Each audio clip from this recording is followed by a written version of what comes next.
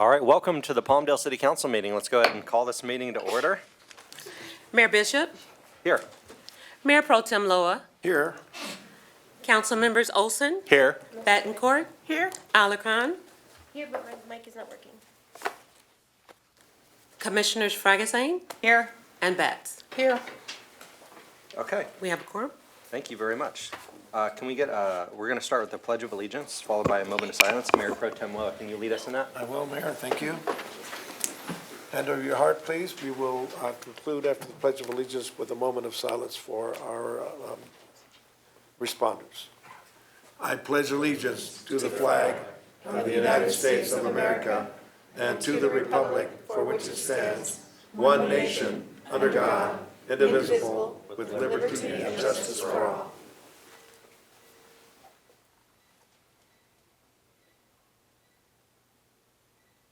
Thank you, Mayor. We're gonna. I know, these chairs are hard to move. And then you hit your knee on this thing. I don't even know what this thing is for.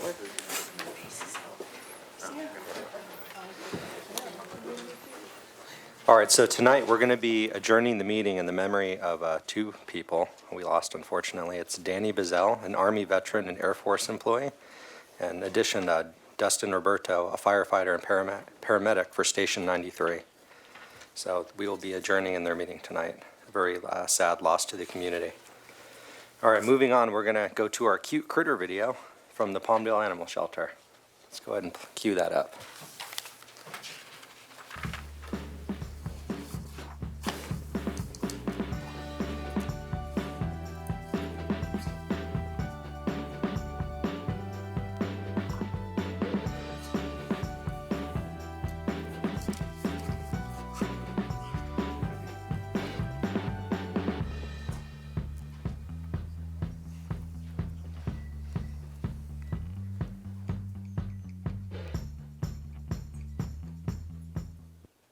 All right, so more than just cats and dogs.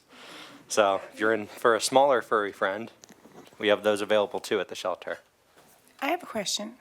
Yeah. I went to the website, and it says it's open Monday through Saturday from 11 to 5, and then Sunday's got limited hours, and then it says not open for public viewing.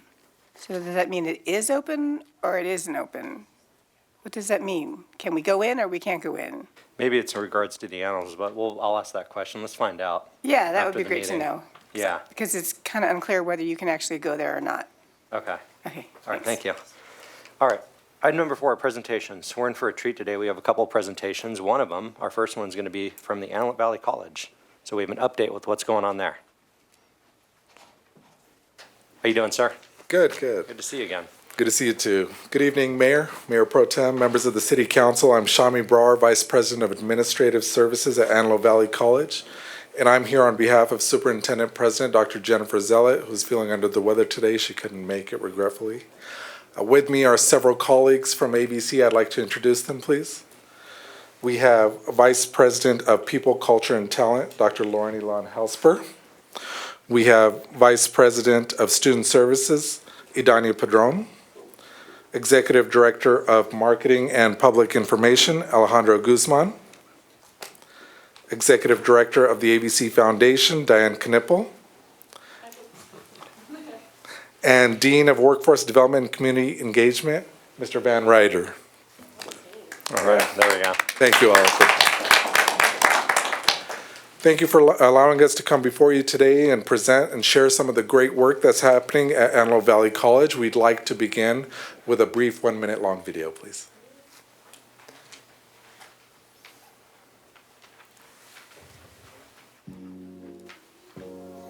Here at Antelope Valley College, there's much more support, and it's specifically tailored to the type of students that go here. ABC isn't just about lectures, it's all about getting ready for the real world.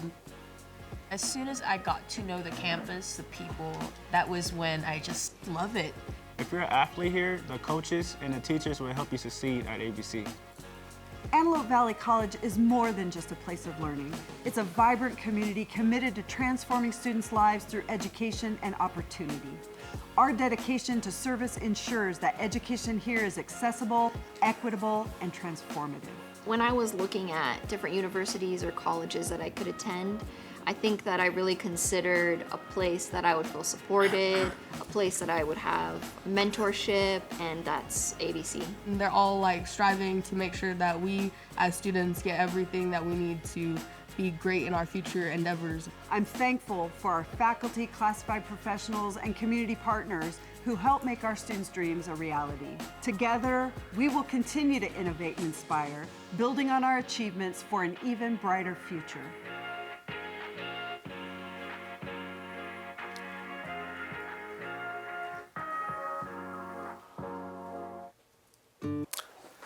And we have the full annual report video on our YouTube channel. We invite you all to watch it. It's about 9 minutes long, but there's a lot of good information there.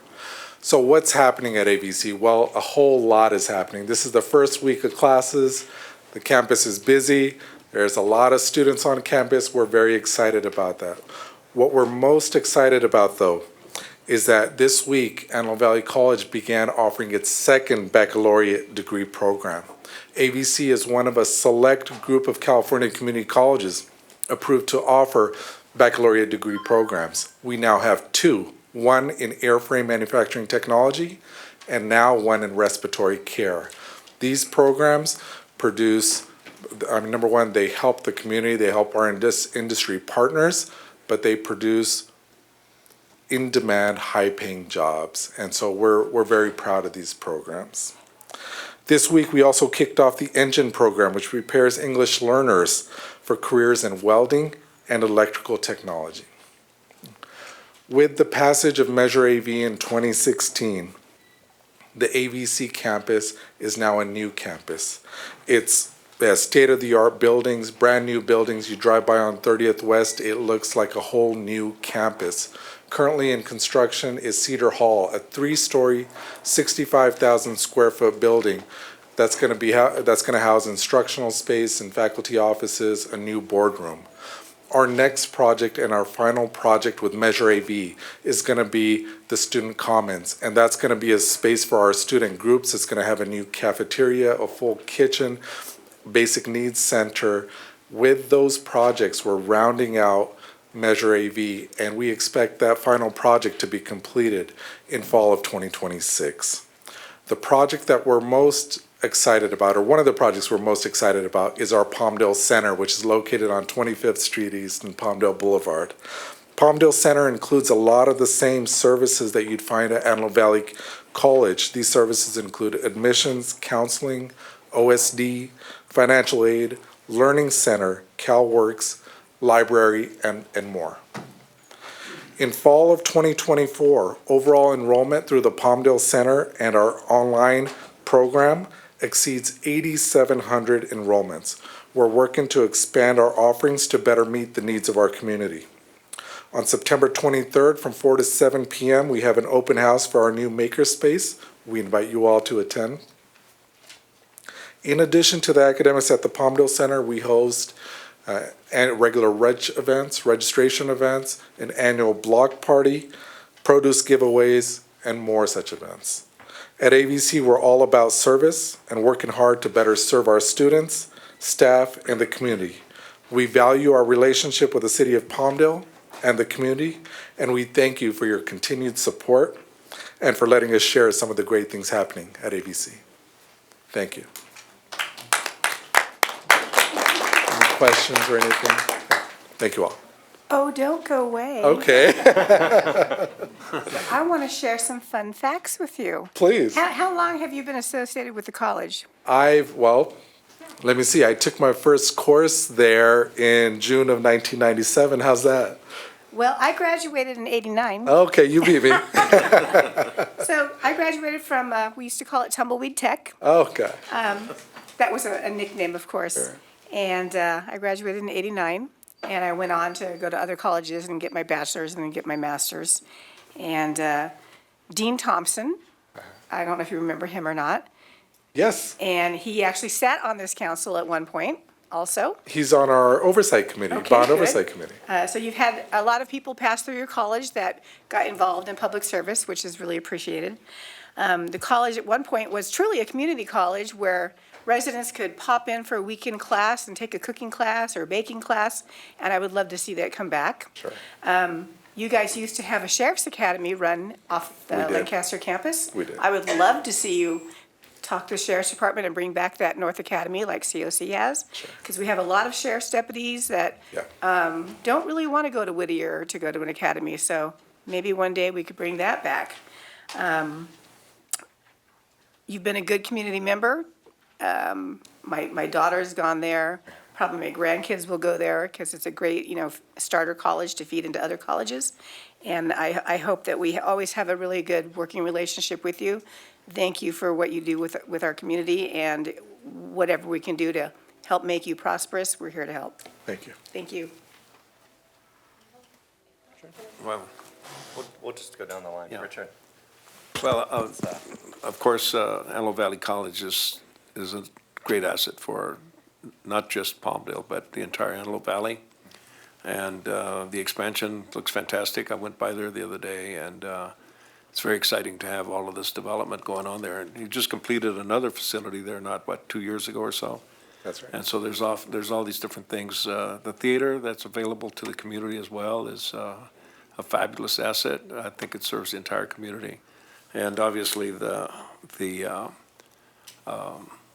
campus provides education for all these young people that are coming out of our high schools here locally for the most part, and eventually perhaps transferring to universities or state colleges or going into the trades, Yep. because you're also offering trade preparation. programs, yeah. So everything you're doing is essential to having a better community, and we commend you. And thank you so much for coming in today. Thank you. And you know what I forgot to say? I taught at your college from 2000 to 2021. I thought you It were kind gonna of bring slipped that my up. mind. Yeah, I was wondering. I know. She's being Sorry. humble. Yeah. Eric? No, I'm good. My comments would be kind of redundant except for the teaching there part. But thank you so much for your presentation. Thank you all for being here. Thank you, Councilmember. Bear with me, is this working? All right. I just want to say, I thank you for being here. I had the privilege of attending your State of the College, and I was profoundly impressed with the entire presentation. One of the most amazing morsels of information that was shared was that this academic year, the student enrollment is a higher percentage of full-time students than ever before. And that's a remarkable statistic. And what that reflects is that students are, one, more financially capable of going to school full-time, but also more dedicated to their education and going to ideally complete their AA or BA, whatever they choose, and transfer in a much more timely manner, which means that they are more likely to succeed and actually finish and cross that finish line. So I just want to commend you guys for that. Also, when we've all been participants in the 4.0 ceremony, and as each kid comes by, there's like thousands of kids, right? And as each kid comes by, I always make it a point to ask, what college are you going to? These are 4.0 students, brilliant students. I probably 80-90% of them all say AVC. And that's a reflection of the level of education that is provided here. You guys are a tremendous resource to our community. And then third, thank you for all of the investments to the Palmdale campus. That's in my district, in the heart of my district, and I know a lot of the kids in our city access that campus. But that's really what Measure AV was intended to do. It's local taxpayer dollars delivering right back into our community, investing right back into our kids. So I just want to say thank you to you and your entire team. Please extend my regards to Dr. Zealot, and hopefully she gets well soon. I know we were trying to schedule a meeting with her because I've got a couple other exciting ideas that we could flesh through moving forward. But thank you again for all that you do for our kids. Thank you. Thank you. All right. Thank you. Well, I'll just say a couple of remarks. As you can see, we have a council here that completely supports the college. They've done a tremendous job. The new student services building is absolutely stunning. When you drive by it, it certainly is a beacon of the college, and it's nice to have a building there that the students can go to. And and file their paperwork and get the services they need in an more than adequate space. I want to commend you guys. I want to commend the college for filling classes that are in need. You said something where you're creating classes where there's needs for jobs in the engineering and the aerospace. There's something else you mentioned, but the respiratory. Yeah, I've heard the respiratory thing is in demand right now.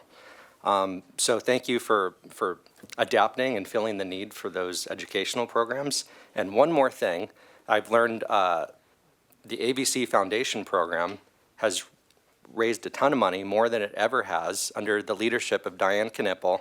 Over 200 students a year, I believe, what I read on the website, receive education, a scholarship through the foundation. I think that's extremely remarkable. You add that up over the years, it's thousands of students that are able to receive an education and go on to have a career and a good income and a nice life. And I think that's something that's really special and something that should be recognized, and it's something that's making a difference right here in our community. So let's give her a round of applause, because it's something that it's not easy to go out there and raise money for a good cause, and she does that. All right. What's that? Do you want to have anybody else speak? Yes, would anybody else like to speak on behalf of the college? Don't be shy. All right. No, I think they're good. Great job. Thank you. All right. So moving on, 4.2, illegal dumping plan. Thank you for the opportunity to present on behalf of the city on our illegal dumping plan. I'm Benjamin Lucha. I'm the environmental manager in Public Works.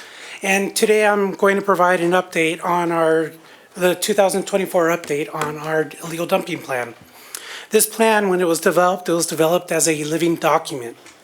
And here you can see the several parties that were involved. It's not a complete list, but just gives you an idea of how extensive our research was when we were developing this plan. There were several parties inside and outside of the city staff that participated in it. We were opening ourselves up to the public. We were talking to WM and other businesses, and we were trying to come up with the best plan we can to address the issues we're having with illegal dumping.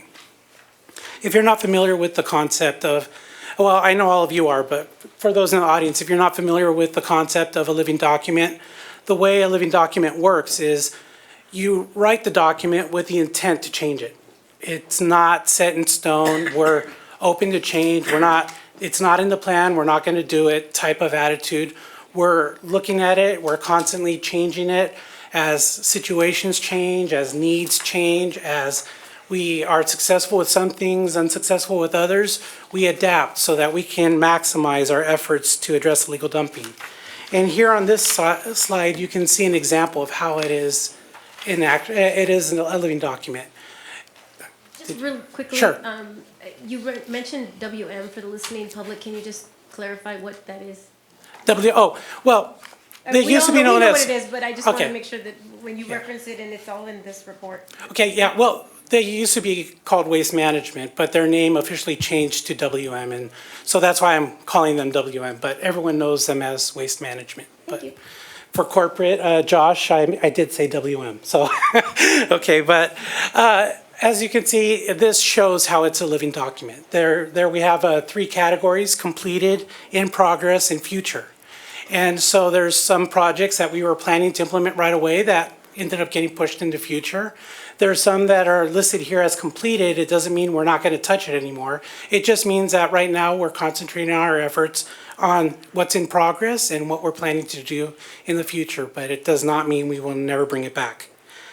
And some examples of some of the projects and programs that we've done is, this is a great example of the living document aspect and listening to the public. It's cleanup request forms that we put on our website. There are a lot of groups that were interested in doing illegal dump site cleanups, perhaps like Boy Scouts or just similar interest groups. And sometimes it was difficult for them to coordinate with WM, and WM also had their challenges with coordinating with these groups. And so we came up with, we did this online form to accommodate everyone and to make sure that those who want to help us out are able to help us out and can do their cleanup events. But WM is also given sufficient notice and are able to plan ahead for these cleanup events. Also, season of service is something that's being provided annually. Our division does not take the lead with it, but we work extensively with them. And there's an excerpt from the last season of service event, which was on, I believe, February 2024, and some pictures of that event. And it not only helps us with our cleanup efforts, but it's also a great education piece so others can see what damage illegal dumping causes and how difficult it is to clean up an illegal dump site. Also, we had, this is a completed project. That's why the data ends at the end of 2023. This was an effort that code enforcement did, the Civic Center cleanup, where they had a contractor that was given a designated area and they were doing extensive cleanups in those areas.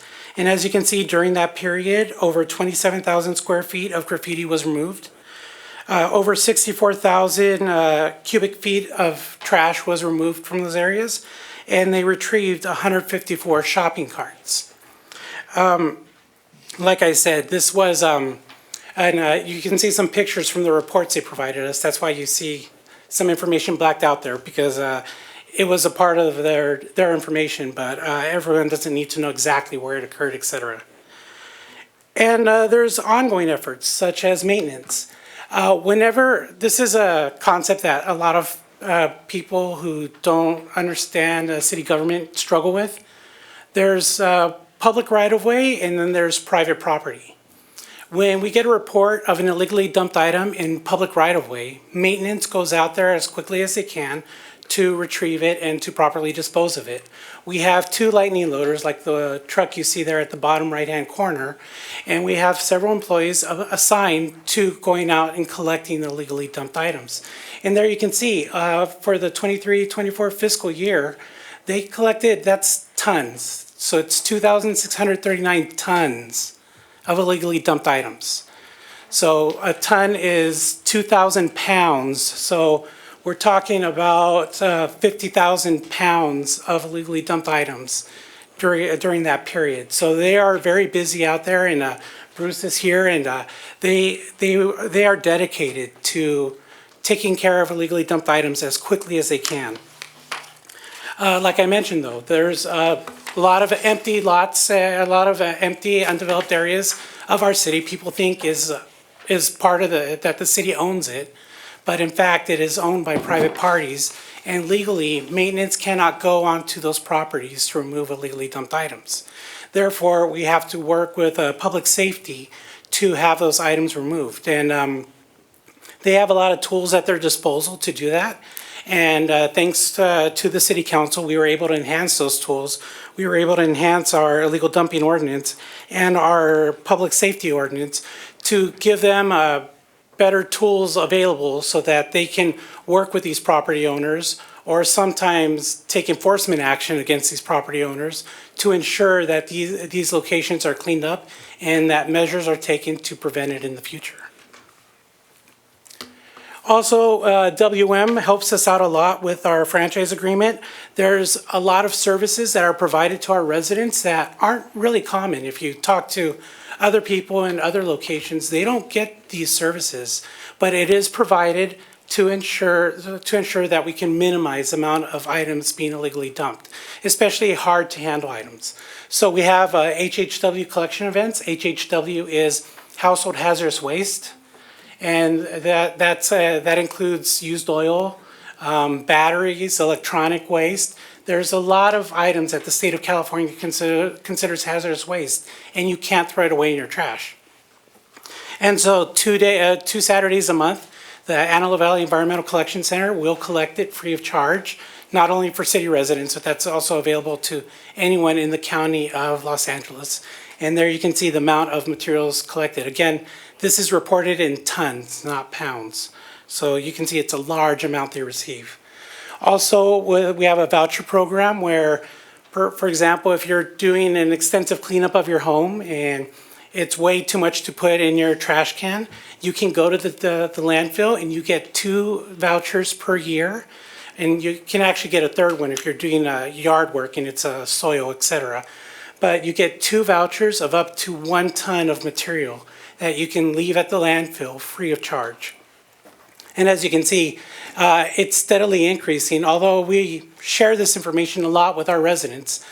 Sometimes they forget, sometimes they're unaware, and so we're constantly getting that message out there that this is available to them. And then our bulk item collection program, that is a bit more common, but we provide a lot more bulk item collections than the average cities do. Oh, and I apologize. At the time of finalizing this presentation, I didn't have the final stat for bulk item collections. For the 23-24 fiscal year, it was 27,635 tickets and 58,986 items collected. We also have special item collection events. I'm really proud of our used oil and filter collection event because for those do-it-yourselfers, they love this because when they're changing their oil and their filters, a lot of times they don't know that you can recycle your filter along with your oil. And at these events, if they bring in their filter for recycling, we will give them a free filter that's at the value of up to $15 for free. And so it encourages them to bring it in to recycle and to get in the habit of recycling those filters. And at the same time, it's one less reason why people could illegally dump.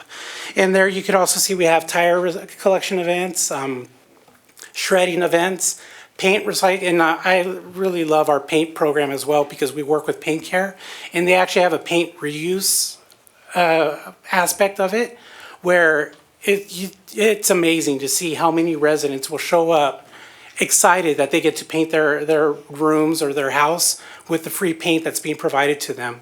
And that's paint that someone else didn't want, paint that hopefully they were never thinking of it, but could possibly be illegally dumped. But instead, we're not only recycling it, but for those who need it, who can't afford it, they're able to get that paint free of charge. And also, we don't have it pictured, but we also have mattress recycling events as well. And a lot of these are done in conjunction with LA County Department of Public Works, with grants from Cal Recycle, et cetera. We have a lot of partners that work with us on this. And then also we have education and outreach efforts. We're always trying to educate our residents. April is Environmental Pride Month, and we always have a little insert that goes out with the paper, but is also available at city and county facilities of all the programs, all the services that are provided. And it's not here, but something I'm really proud about, and something that we get a lot of inquiries from other jurisdictions about, is we have a geofencing campaign where we identify problem areas. And what happens is those problem areas, we identify them, and there's like an invisible fence around that area. And if you cross it, you automatically get ads. Like if you're going on Spotify or you're looking up an article or something, you'll automatically get ads about illegal dumping. And so, you know, go into the mind of an illegal dumper. If they illegally dumped something, and then all of a sudden they're getting ads saying you can get a fine of up to $10,000 for illegally dumping, it would scare them because they would wonder, why is it that all of a sudden they're getting those ads? And so this campaign is to educate them, to prevent them from doing it in the future. And sorry, I don't have the stats with me, but hundreds of thousands of ads have gone out through this campaign.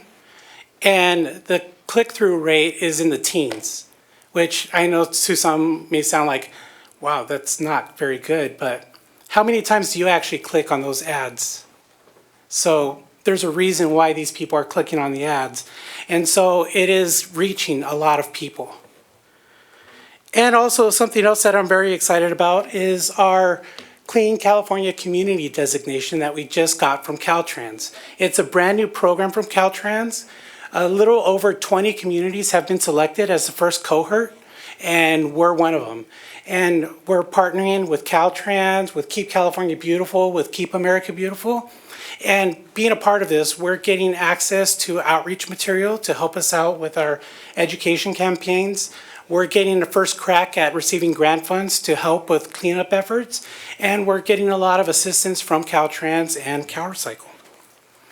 So I'd like to thank you for allowing us to present on our illegal dumping plan, and I'd be happy to answer some questions, and we have representatives from WM, some internal representatives here as well, who would be happy to answer the questions you may have as well. I have a question. So I would never want to guess your age. I certainly don't want to guess your weight. 'Cause I'm very challenged with that. If a person wants to bring something to the dump and you say they get a ton, Yes.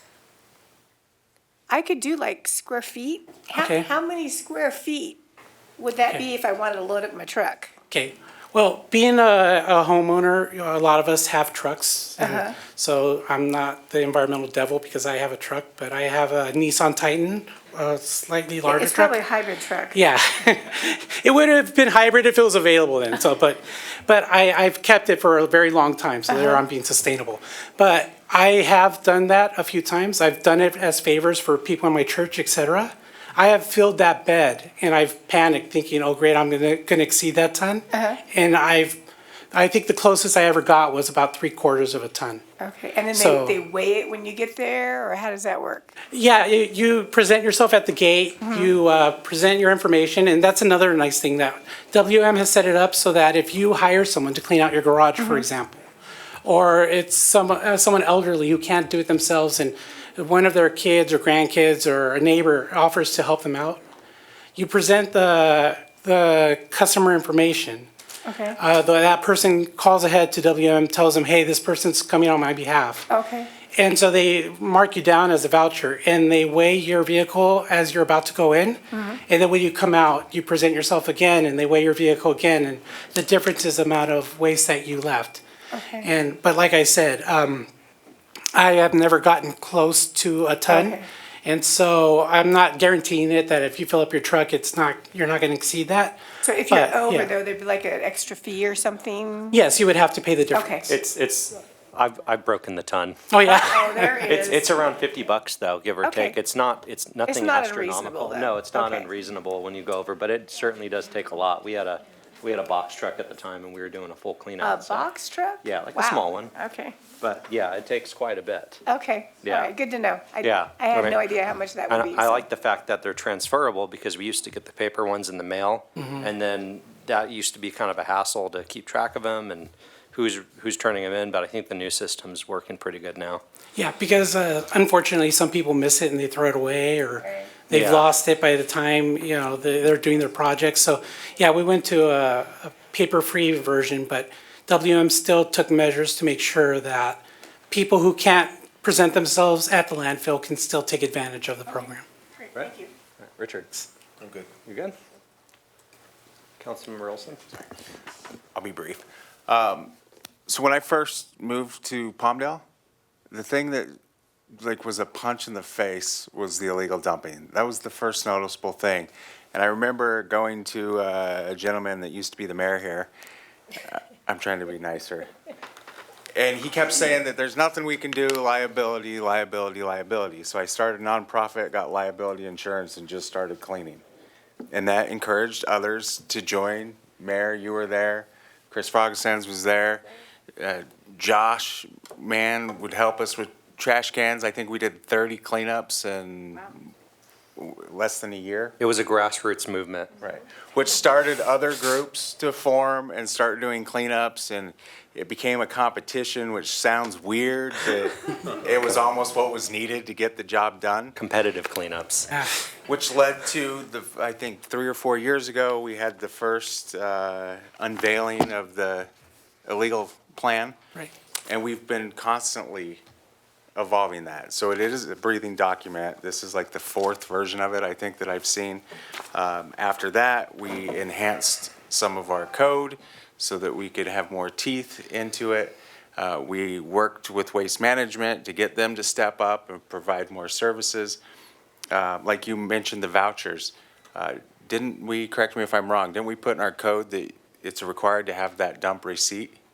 If you hire a contractor, they take it out into the middle of nowhere and drop it off, and we find it, and you don't have that receipt to prove that. Yeah. Right. Yeah, we like to call it a cradle to grave approach, where even when it's finally disposed of, you need proof that it was properly handled. And yeah, the updates to our ordinance has allowed that. Right. So, long story short, there's been a lot that's happened in the last 3 or 4 years with our illegal dumping plan, and I think it's working. I think I see less. It's still at levels that are egregious and shouldn't be at all anywhere in this city. It just shouldn't happen. If you have extra stuff, find a dumpster. Don't just, the mindset I will never understand, but I want to applaud you and the staff, our maintenance department, our code department, our partners at Waste Management, everybody that's come together, because it's working. It's a lot better now than it was 3 years ago. It's still not acceptable, but we're getting there. So thank you. Thank you. Agreed. Yeah, congratulations on all your work. I know that that was a passion project for you for quite some time, Councilmember Olson. And congratulations to the team for the Clean California Community designation. That's a remarkable accomplishment and an exciting partnership, particularly if it gives us a leg up for grant funding that's awarded by the state or other entities. My question with regard to that is because now that we have a partnership, a formal partnership with Caltrans, is there more of an opportunity to partner with, cleaning up Palmdale Boulevard and other areas of our city that are, technically controlled by Caltrans? Yes, I would hope so.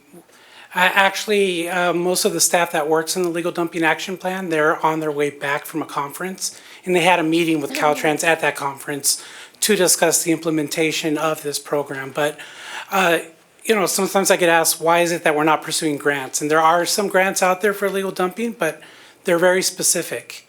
And we have extensive conversations with CalRecycle about it, and CalRecycle talks with us a lot because of everything we do for illegal dumping. And we're hoping that Caltrans will have more of our needs-friendly type of grants so that we can invest even more in addressing illegal dumping. Yeah, as you mentioned, this is a living document and it's evolving over time. I think one of the most exciting components that I see that's in progress is the use of technology. And it was in the first slide, I think, where you talked about the utilization of surveillance cameras. Can you talk a little bit more about that, and so that the general public can get an understanding of how we're utilizing technology to combat illegal dumping? Yeah, well, it's still in the beginning phases. We're planning it out. We've had IT involved. We've been working with WM.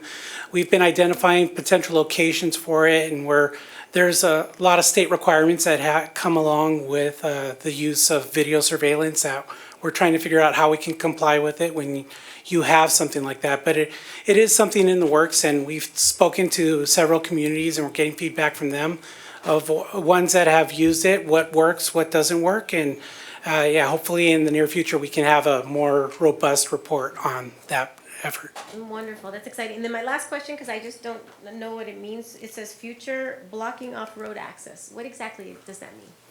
Well, that's just a lot of times these makeshift roads are like pretty much made to go deeper into the desert. Should we use so Beryl that people Springs as an example? Yeah. Yeah. And so we've been. Are those roads City of Palmdale property or are those unincorporated county? Well, no, they're neither. It's on private property. It's not really a real road. It was just so people so frequently are using that path. And so we're trying to find ways. I mean, it's a moving target, but we're trying to find ways to stop that access when we identify them. And of course, like I mentioned, there's right-of-way issues that we need to follow. There's private property issues. So it sounds a lot simpler than it really is to address it, but it is something that's on our radar, and we're trying to figure out how to best address it. Thank you. At Beryl Springs, we put up gates, and then the very next morning, there was illegal dumping at the gate. So it worked. It kept them off the. It didn't make it into Beryl Springs. And it was we stopped an ideal situation for them to stop dumping because it went you can enter one way and exit the other way. So it was almost like a drive-through for people to drop off their trash. And that's where we all got to know each other. It's where we started the cleanups, and it's where we started figuring out how we're going to solve this problem and come together as a community. So that was the first, I believe that was the first one we actually blocked off, and took a little bit, but we finally did it. And that right there would be an ideal spot to put up a camera and use the technology we have along with the plate readers and so on and so forth. We're going to keep adjusting this living document and just make it harder for the people who are violating the dumping ordinance and breaking the law. We're going to make it harder for them to do this here and show them that it's not acceptable and it's not okay. Right. All right. Anybody else? Thank you. Thank you very much. Thank you.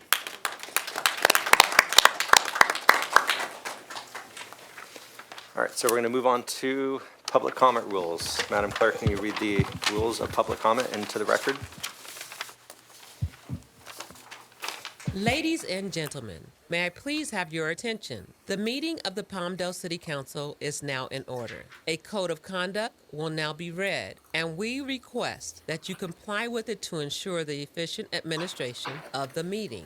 Members of the public, it is your right to participate in today's City Council meeting, and the Council encourages such participation. However, the right of the public to address the council must be balanced with the need to ensure that public comment does not interfere with the orderly course of the council's business. All are reminded to abide by the following rules. Speakers must cease speaking immediately when their time has ended. Public comment on agenda items must relate to the subject matter of that item. General public comment is limited to subjects within the jurisdiction of the council. Public comment does not include the right to engage in a dialogue with council members or staff. Please remain respectful of the forum and refrain from uttering, writing, or displaying profane, personal, threatening, derogatory, demeaning, or other abusive statements towards the council, any member thereof, staff, or any other person.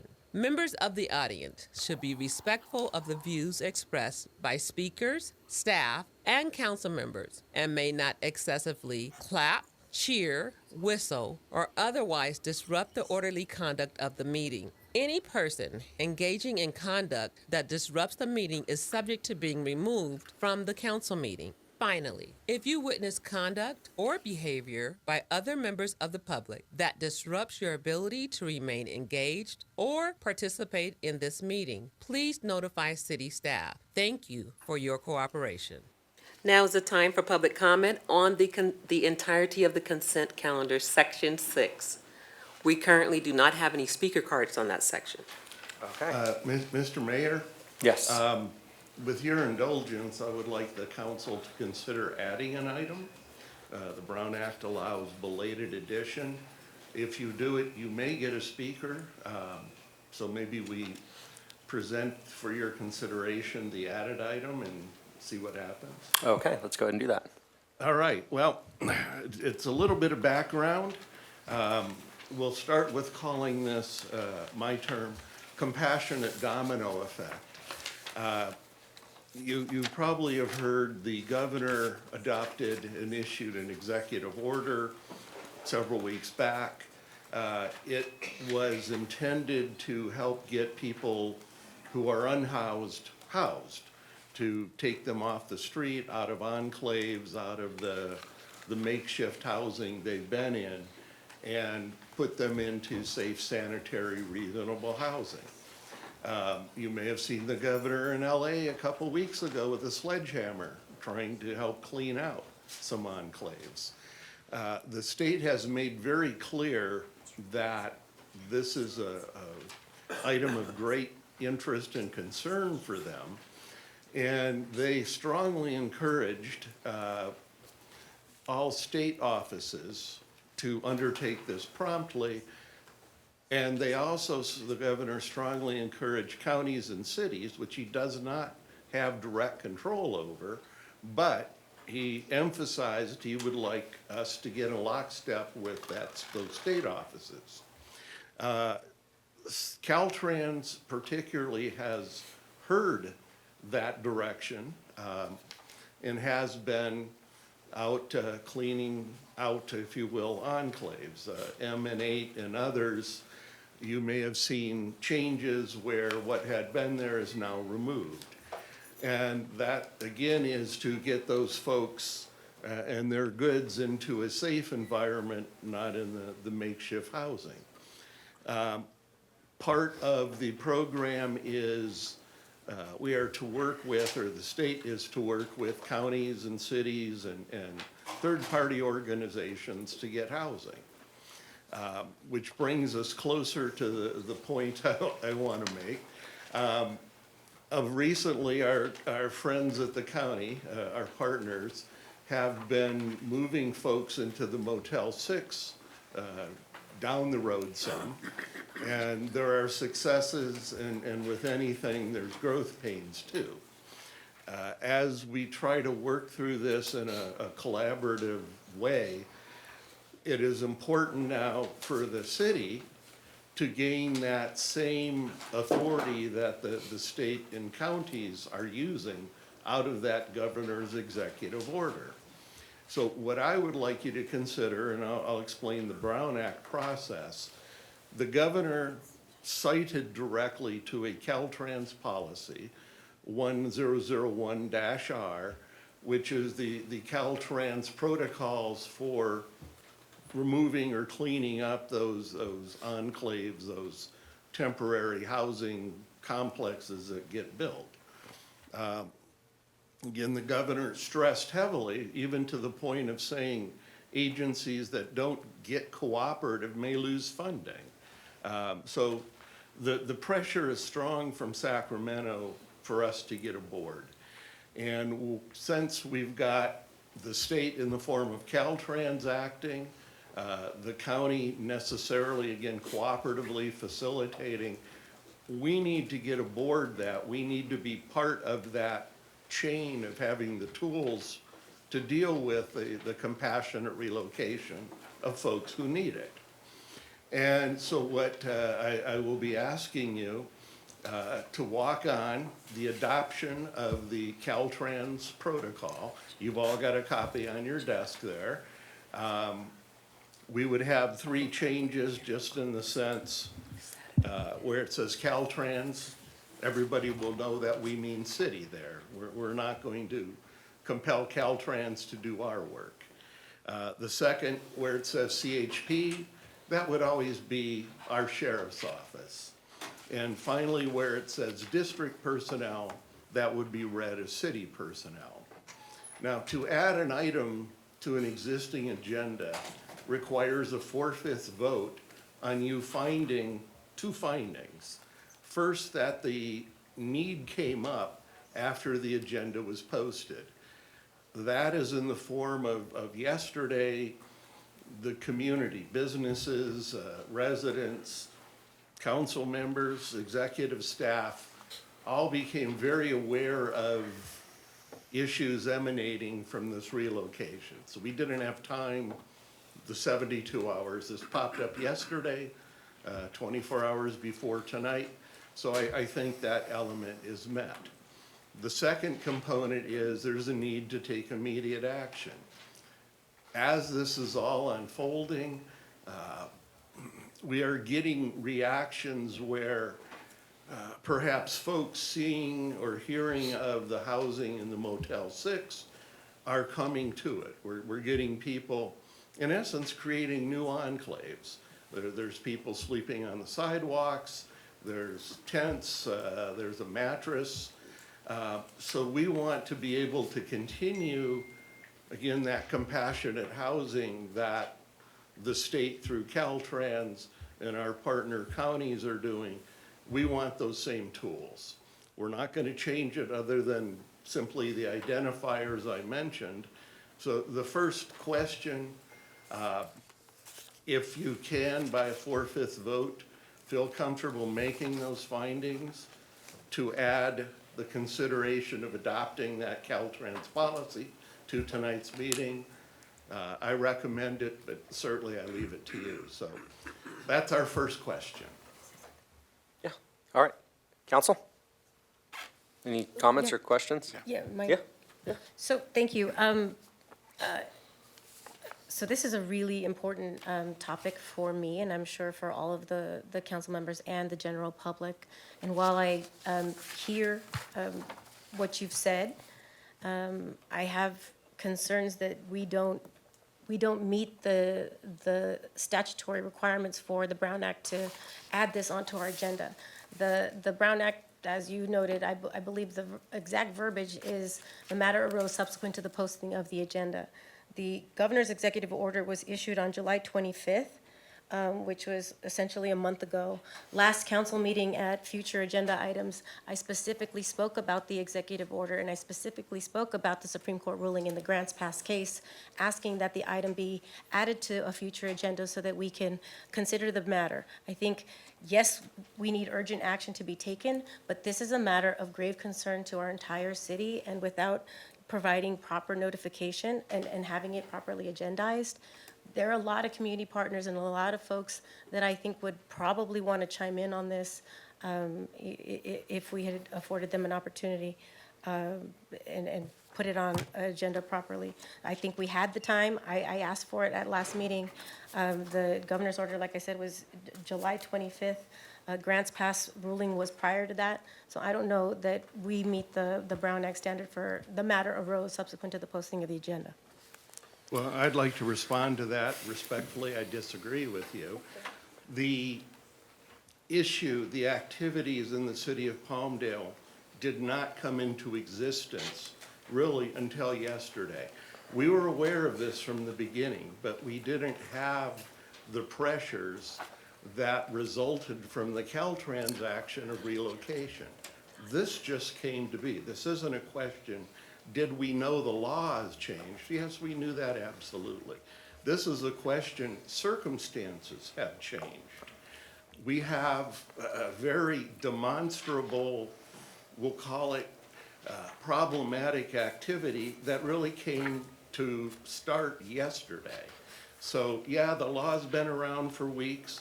The problem's been around since yesterday. So I think it meets the recently arisen standard. And again, all we're doing is adopting what the governor already has said we should adopt, what every other jurisdictions that use this has adopted. We're not changing anything. If you want to tell the governor, gee, no thank you, we won't follow your program and we'll put our funding at risk, certainly that's your pleasure. But we are doing merely what has been asked very forcefully by the governor's office. So I leave it to you as to what your thoughts are on the matter. May I go? Of course. So we all are concerned about this. I think the executive order came out in July. As soon as I saw it, I texted it to you. He instructed state agencies to act in a certain way. He encouraged counties and municipalities to adopt it. Then, a couple weeks later, he did another press conference where he then threatened to pull funding from those that don't. And this is a serious concern, especially in the city of Palmdale. But let me ask you this. If we add this and accept this, it doesn't preclude us from bringing back a more substantive conversation at a later agenda, correct? No, absolutely not. We could have this on every agenda. What we are trying to react to, again, Caltrans did its thing using these standards in the city. It's like pushing a balloon. You push one side, the other side pops out. We are getting that pop-out effect up at Motel 6 and those restaurants and uses. And we just want to have the same tools to be able to protect those that are in need and the community under these standards. It isn't a preclusion, it isn't carved in stone. It's a real-world situation. You've all been hearing, restaurant owners have been calling in grave distress.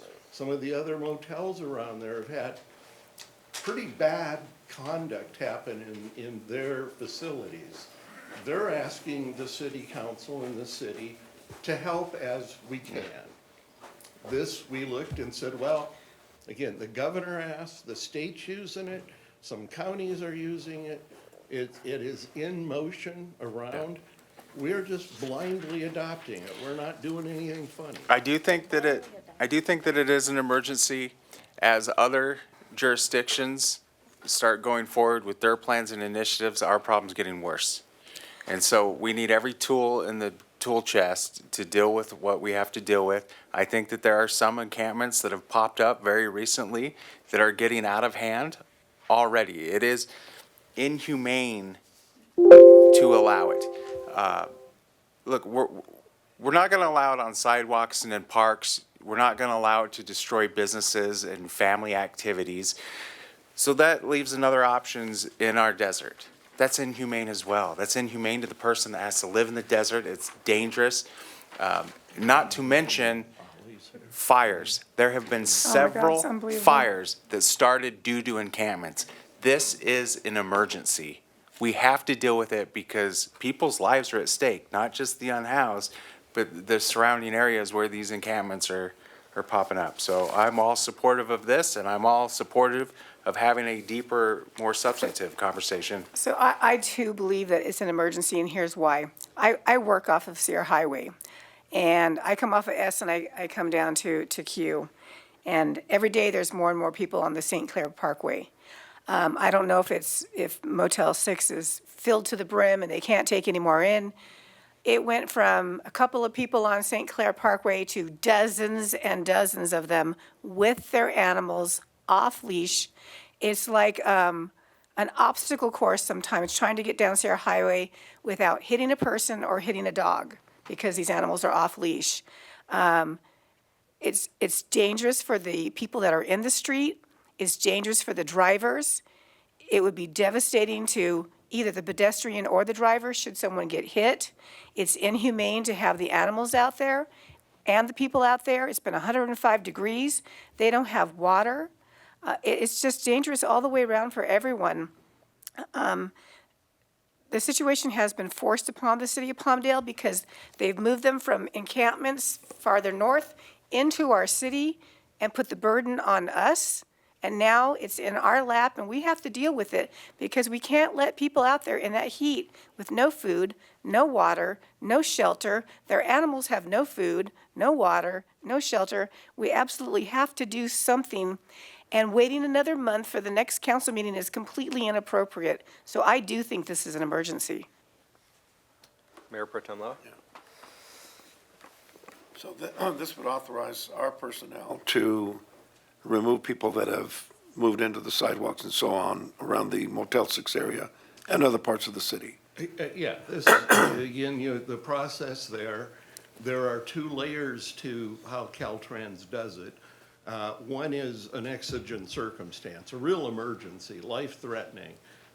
That's rather immediate. They just kind of come in and do what they need to do.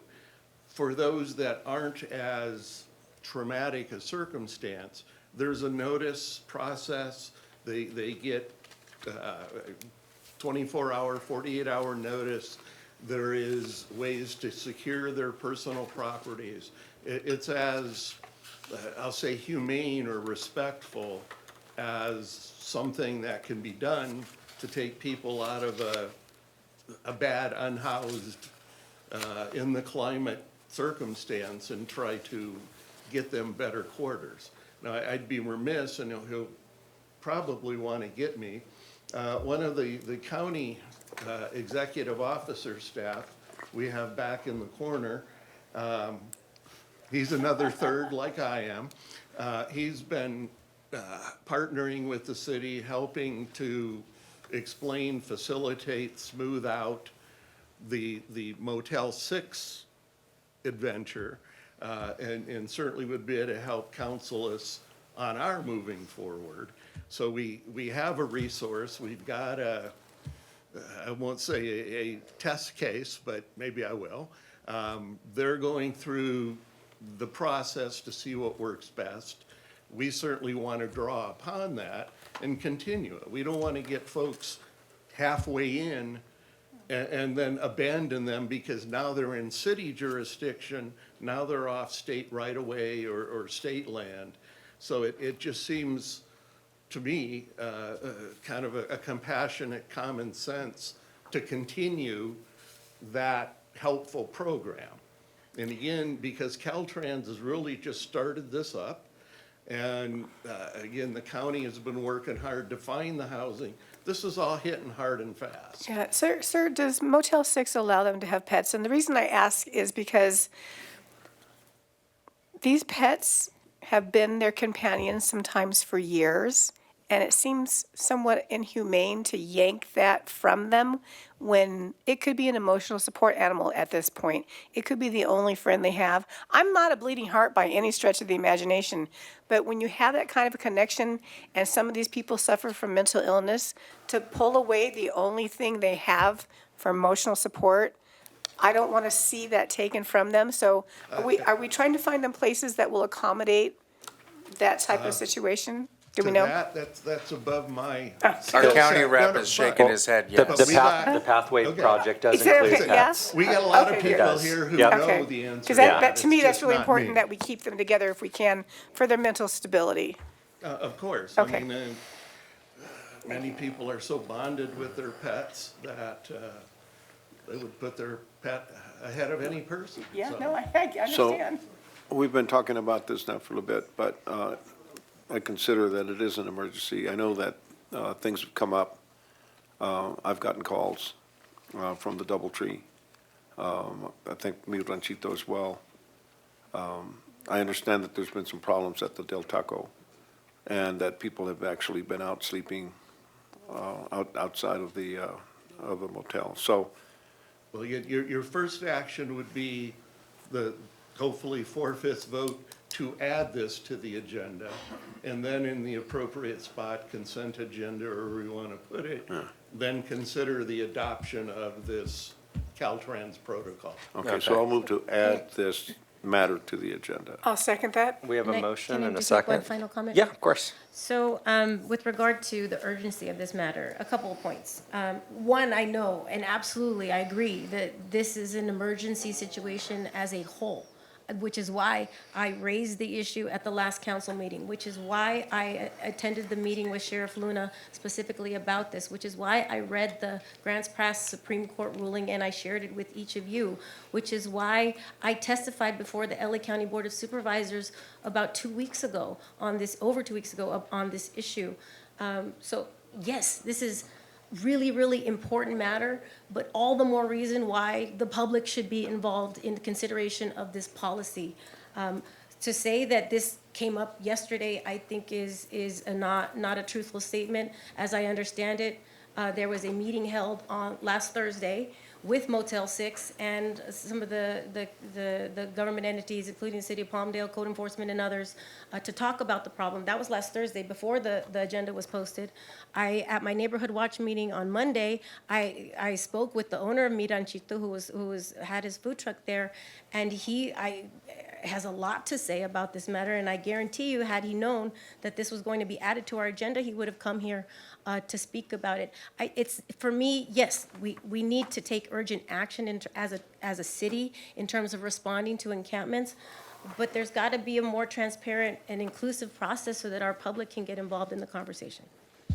All right. I think, yes, all that's been going on. I think in light of recent circumstances, as we're trying to figure out how to handle this, because we're dealing with people and their livelihood and their animals, it's very sensitive. We're trying to tread lightly, but in recent light of what's been going on, I think the attorney felt like this was important to put this on and to be responsive rather than wait. However, I think Councilmember Olson brought up a good point that this just isn't set in stone. This will something and can be something that can be brought back. And since we are just adopting a document that is just mirroring what other government agencies have already done, I think that would be okay. 3 points. One, it can be a living document, like you just heard about your illegal dumping. Two, I take great offense that Councilwoman Alarcon said I was saying an untruth. I'm reporting what's reported to me. If she wants to call me a liar, that's fine. It's very unprofessional and reprehensible, but I consider the source. Third, I do recommend you move on this. Yes, Okay. wow. All right, well, so we have a motion and a second. Yep. So to add this to the agenda, Correct, sir. and then we'll be voting on it. Would it be under new business then? You can put it under new business, you can put it on consent. Since we have such a short agenda, it's all gonna be pretty much the same anyway. Okay, what do you recommend we do, especially with the public commenting? The reason I note consent, the agenda as set up only has comment for consent tonight. So adding it to consent is consistent with the language that our fine clerk read. So those that turned in comment cards, it's all consistent. But at the end of the day, you're gonna hear it, so it doesn't matter. There's no legal magic to where it is on the agenda. Okay, so we can go ahead and, Public comments, We're getting there. yeah, so we can vote to add it to consent, keep the public comments open, let people have a chance to speak. Absolutely. So let's go ahead and add it as 6, would it be 6.8? Item 6.8, I think would, Yeah, and that's why I wanted to note, when the clerk said no cards, I figured there'd be some. okay. I think it's important that we bring this back. I think, I think the entire staff and council's been trying to tread lightly on this because of the sensitive nature, but I think it's time that we be responsive and not wait a couple weeks to get the ball rolling on this. So we have a motion and a second. We're going to add this to consent calendar, item number 8. So let's go ahead and vote on adding it, and then we're going to go to public comment. We're voting on adding add the emergency. Right. 6.8 to the agenda. Right, just adding it. And we're adding it, so go ahead and start voting. And then I'm gonna actually add the item as 6.8. Okay. Motion passes. All right, time for public comments. Okay. I'm sorry, I don't want to do my comment right now. I want for you to please read or post up there what this is, what you are actually putting on the agenda, since we don't have the luxury of it. If you could put it up there and read it, so we know what's, And we're that's gonna the be other part of commenting it. on. It's a 5-page exhaustive document that we're just getting right now. As more than one person, I don't, The city I clerk's need to be typing. informed to make comments. I'm I putting it don't in. need a levity. Do we have it so we can put it up on the I'm screen? actually putting it in. Okay, so what we can do is, yeah. Yeah, let's take, you need a few minutes, Madam I'm Clerk? almost done, actually. She's almost done? Mm-hmm. When we get to 6.8. Because they want to do public comments, they want to read it before we do public comments. Okay, here we go. Stand by. We'll get it up there. We'll pull the item. We'll go through it. I'm also going to ask that it comes back. Absolutely, we expected it, so not a problem. That's the item that's gonna be up. Okay. Adopt Caltrans and governor's approach to ensure compliance with state mandates regarding management of unhoused individuals. Okay, Okay? And it'll be 6.8. okay. Okay, but I think what the public is asking for is a copy of this 5, 6, 7-page exhaustive document so that they can read it. I haven't even had the chance to read it because it was on the dais when we sat down here. This is like a very, very important matter to be considered, not to be taken lightly and not to be just, knee-jerk reaction and adopt just because, the governor gives us a directive. Since when do we do exactly as the governor says just because he says it? It's a recommendation. We are a charter city. We have the opportunity to do what we like. Can we make copies for the public at least? Yeah, so we'll make some copies. Yeah, let's take a break and make some Okay. copies. All right, so, And that way I can use the restroom. all right, let's take a break. All right, let's take a 15-minute recess. We'll make some copies. We're going to come back. We're going to do public comment, and then we're going to vote on the consent calendar. You want to say it? It's all dog and pony.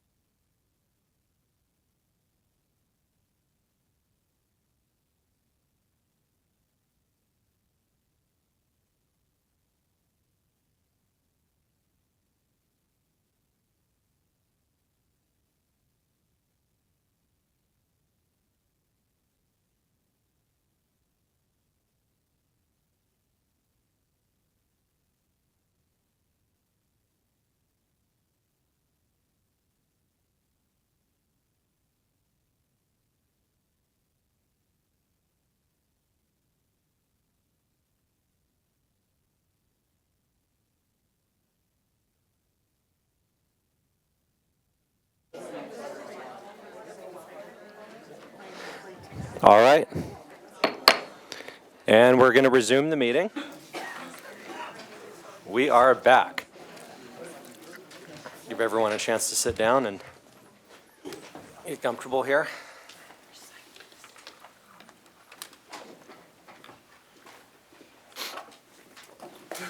Okay. I think we're at public comment. Yes. Let's do this. We have a speaker card for item 6.8, and that is Mr. Hernandez.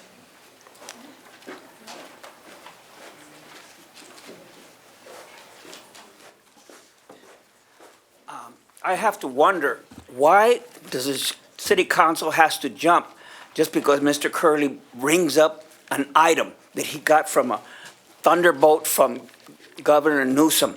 You know, if you're going to discuss homelessness, why don't you have the community organizations that are dealing with homelessness, like Salvation Army or Valley Oasis? Why do you just jump because he didn't even probably even go to this motel?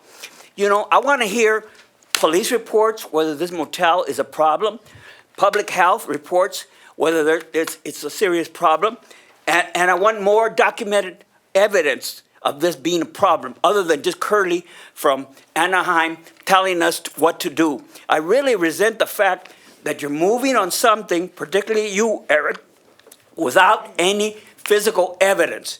You know, all of a sudden, you want to just outlaw homelessness in the city of Palmdale without talking to the agencies who are dealing with homelessness. You know, before every city council meeting, I walk from the library to here, and there's a bunch of homeless people that hang out there. Today they were waiting to go into the library to play some games. Why don't you take a little walk and talk to the homelessness? You, Eric, why don't you do it? You know, not just be in your office all the time. Get some physical response to the people you're dealing with.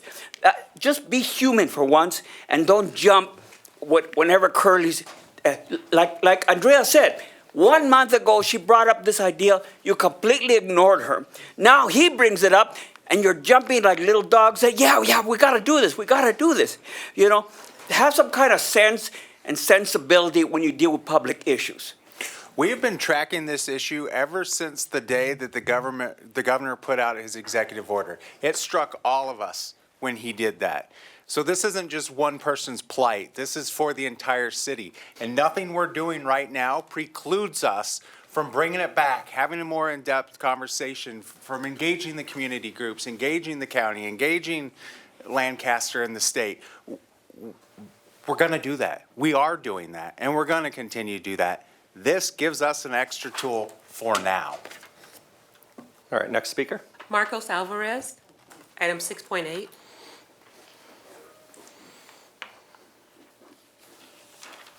Hey, Marcos. Hey, good evening, everybody. Hey. I just got off of work, teleworking, and I was watching it. It's no simple answer, right? It's critical to everybody, not just here, but nationwide. So I was on the phone with some folks who are nonprofits, and I know Governor Newsom's mandating this, and there's also court conclusions on what you can and cannot do about this.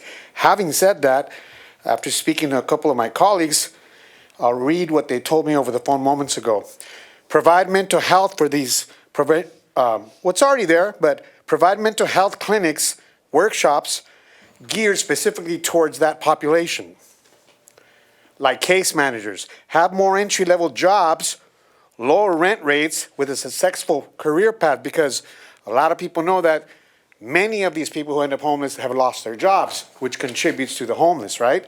Crack down on drug busts and reach out to the youth. According to addictioncenter.org, 25 to 50% of the homeless population in the United States, not just here, has a substance abuse disorder. Have more education and talks, exposure on the LGBTQ community, parenting classes, support on that. People are more likely to be homeless than non-LGBTQ plus people. So these are just productive conversations on engaging boots on the ground and the origins of how someone becomes homeless. So I believe this body here and other entities can continue to come up with concrete, permanent solutions. Thank you. Thank you. Next speaker.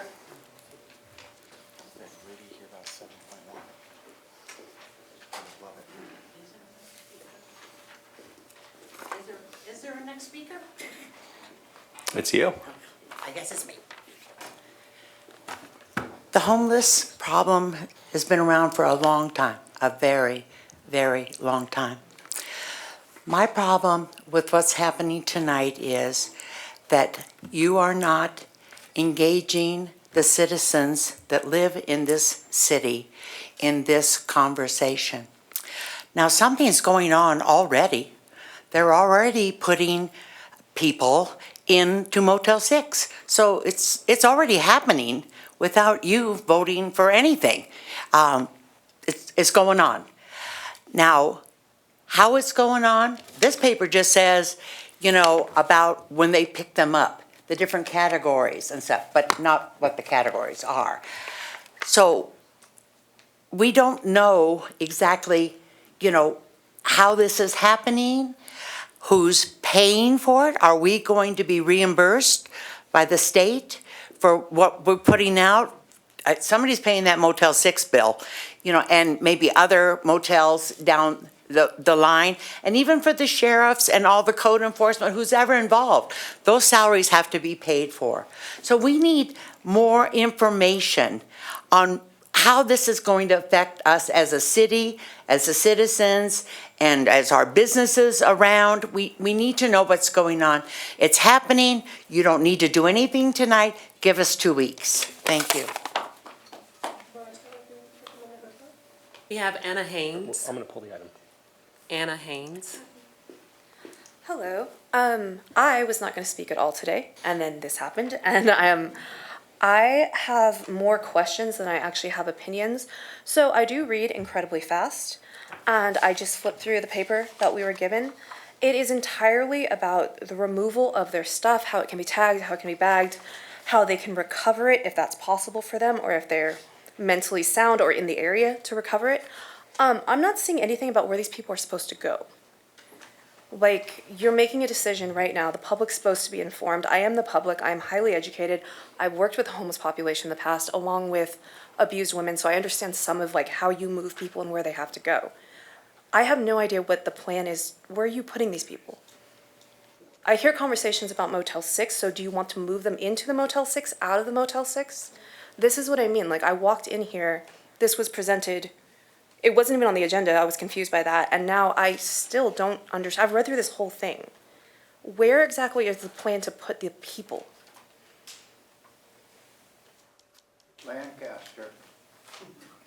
If I might, Mayor and Council, on page, the second page, B, site assessment, action items and consideration. Section 2, district encampment coordinator, and again, I noted we would change district to city.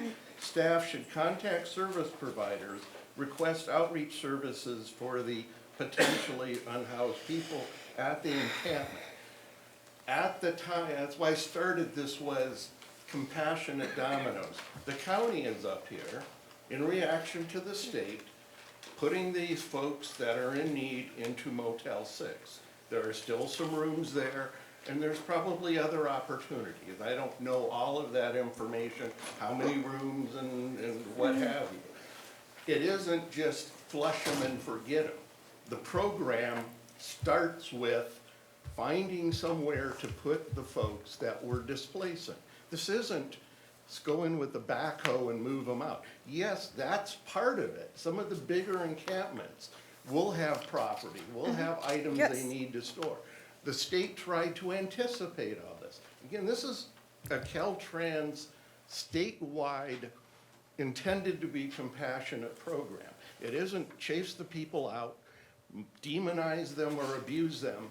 The state has this program, and again, my fellow Thurs in the back corner, the county CEO folks can give you a little more real-world application. But this is a thought-out process. This isn't just some willy-nilly chase them off. And please be clear, this is not a document that the city of Palmdale created or wrote. Yes, it's just something we all or the- received last minute. Right. Yes. I just don't want you to think that we had anything to do with the creation of it. I feel like everyone's a little confused right now. So that's what I mean. When we're saying this is well thought out, you're saying, like, I've worked with moving these people. You say there's rooms. You don't know how many. You don't know anything about the number of populations. I don't, but the people here do. You're asking the lawyer about applications. Then why is this being brought up right now? Because right now, if you look at Motel 6, there is overflow. It is no longer on state property where they were moved from. The state's lost jurisdiction. The jurisdiction, the responsibility now shifts to the city of Palmdale. There is overflow. There is overflow because this was an executive order that was placed at the last minute. And now you are trying to do something again at the last minute. Nothing is well planned here at all. And when you say service providers, you need names. You need numbers of rooms. You need people. This is not something you can just do like this. Ma'am, that all comes up in the process. This is a statewide template. I'm aware of that. When the staff goes out. Can we stop this? Yes, Stop let's- this. It's, And you're suspect, so there you go. Let's go to the next speaker. Thank you for your comment. Please. There are no further speaker cards on this item. One more? All right. I wrote new item, so it's Okay. not new business, it was the new item. Okay. That's all right. David Harris, Community Development Center USA, also with the American Red Cross board member and Disaster Action Team responder. And I can give some numbers, and I can speak to the reality of Motel 6, because if we recall, less than 14 months ago, a motel burnt down in Lancaster. I personally responded to that activity. I was there for 14 hours on the phone with county employees dealing with LAHSA, and someone lost their life. But while I was there, what I learned was that the motel was overran. It was not in good condition. It is now closed. And the concern for the city, it's good that you're seeing this as an emergency, but we really need to pay attention and give the authority to our law enforcement and our code enforcement, because what I saw was agencies coming in and distributing needles, making sure that they were happy and complacent where they were living. State law requires that if you're in a hotel, you're out of there within 22 days. They were there for up to a few months. There's a lot of non-compliance when government agencies are able to act, and then the compassion starts to disappear and it just becomes a number, and then you're in the system and the checks just keep rolling in. So my point is, if we see this happening now is an emergency from someone that responds to these fires and these activities. We had, I want to say 14 rooms, but 50 people on the list. So I'm not saying who housed with who or what was going on, but when you have that amount of people and we had to open a shelter, it becomes an issue. So safety, risk management. Thank you, David. Any other speakers? Roger Soderstadt. Hello, sir. I would just like to add, it's been brought up a couple times that there's a problem with fires being started in homeless encampments. I believe Ms. Betancourt mentioned it, and he just mentioned it there. I listened to what the fire chief for City of Los Angeles said. He said more than half the fires in the city are in or near homeless encampments. I believe the county fire would probably tell you a similar story. So I just want to emphasize how important this is to life and property. Thank you. Thank you, sir.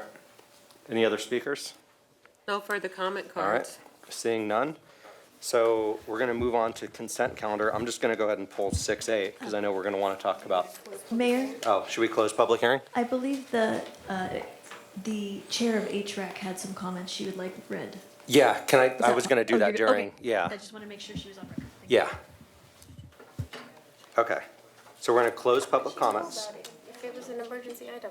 She's watching. council members, would you like to pull any items from the consent calendar? I already pulled 6-8. No, please. I'll move to approve the balance of Oh, 6-3 and 6-6, please. All right, pulling 6-3, 6-6, and 6-8. May we have a motion for the remainder of the balance of the consent To calendar? approve the balance of the consent. We have motion. Second. We have a second. Let's go ahead and vote in the computer.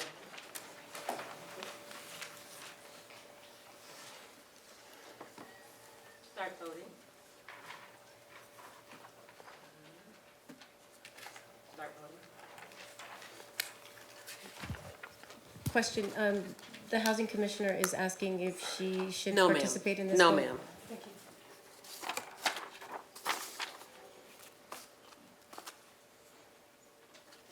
Motion passes. So, Mr. Chair, if we could just take item 6-6 first, it'll take like 10 seconds. I just need to make a statement for the record on 6-6. unless Sure, why there's- not? Yeah. 6-6. So without a staff report, I mean, we can have a staff report if we'd like, but I don't think it's necessary. 6-6 is essentially the establishment of an on-call contractor list, $4 million for the period of 3 years. I just want to state for the record that there is a threshold, as had been advised by staff, that that this on-call contract will only be used for projects $5,000 and under. Anything above that amount will trigger a request for proposal or a request for qualifications, and I guess we can just get somebody to confirm that for the record. For the record, it's 500,000, not 5,000. Oh, sorry, that's what I meant, 500,000. Okay. All right. That's it, just That's it? knowing that, I just want to make sure that there was a threshold and we're clear Okay. on what projects get competitively bid and what projects we can tap into the on-call list. Okay. You're right, that was short. With, exactly, Okay. with that, so moved. All right. We have a motion. I'll second it. We have a second. Let's go ahead and vote. Start voting.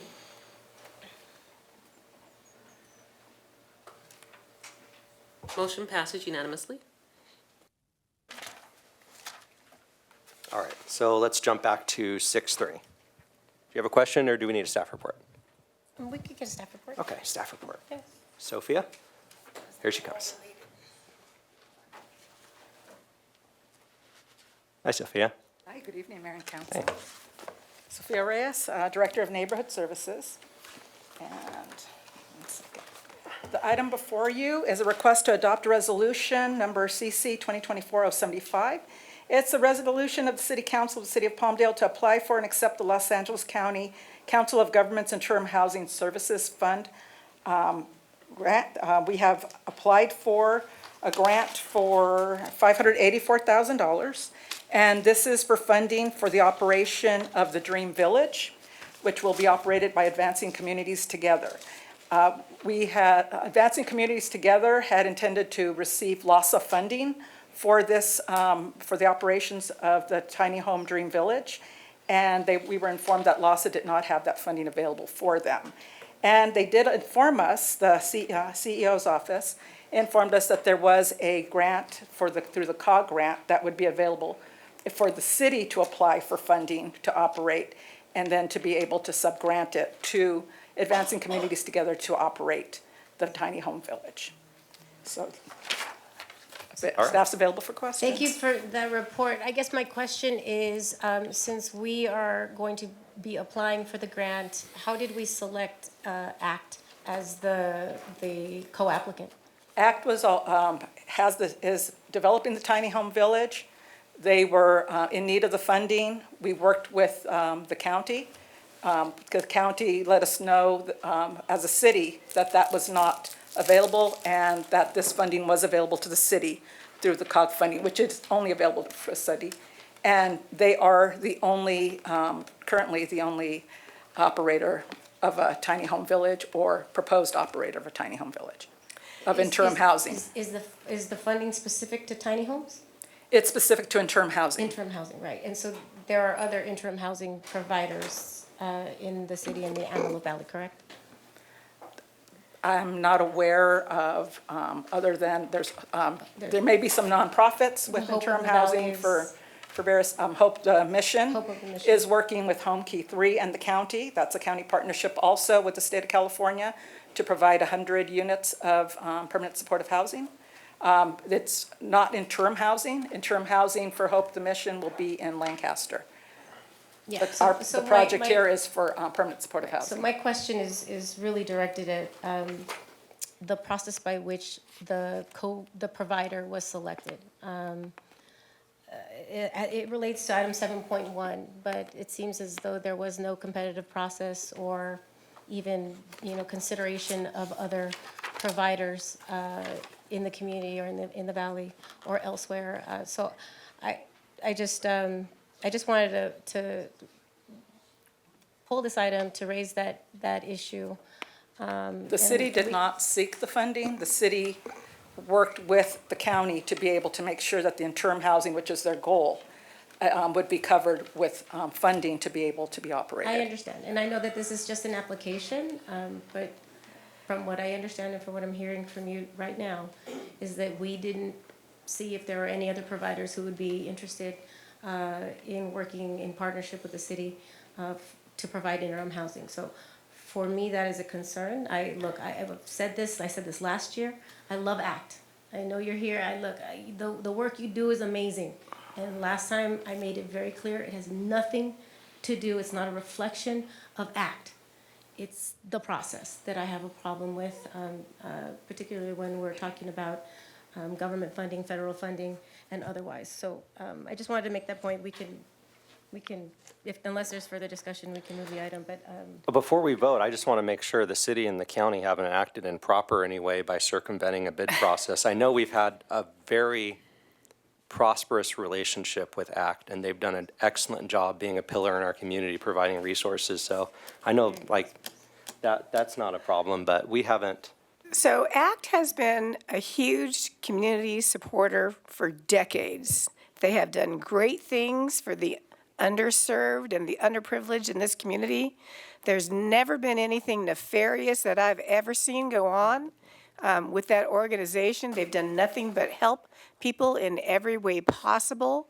They've been audited and passed every audit they've ever had. I find it quite insulting that she should ever question their integrity. I don't see her questioning other groups that come in here.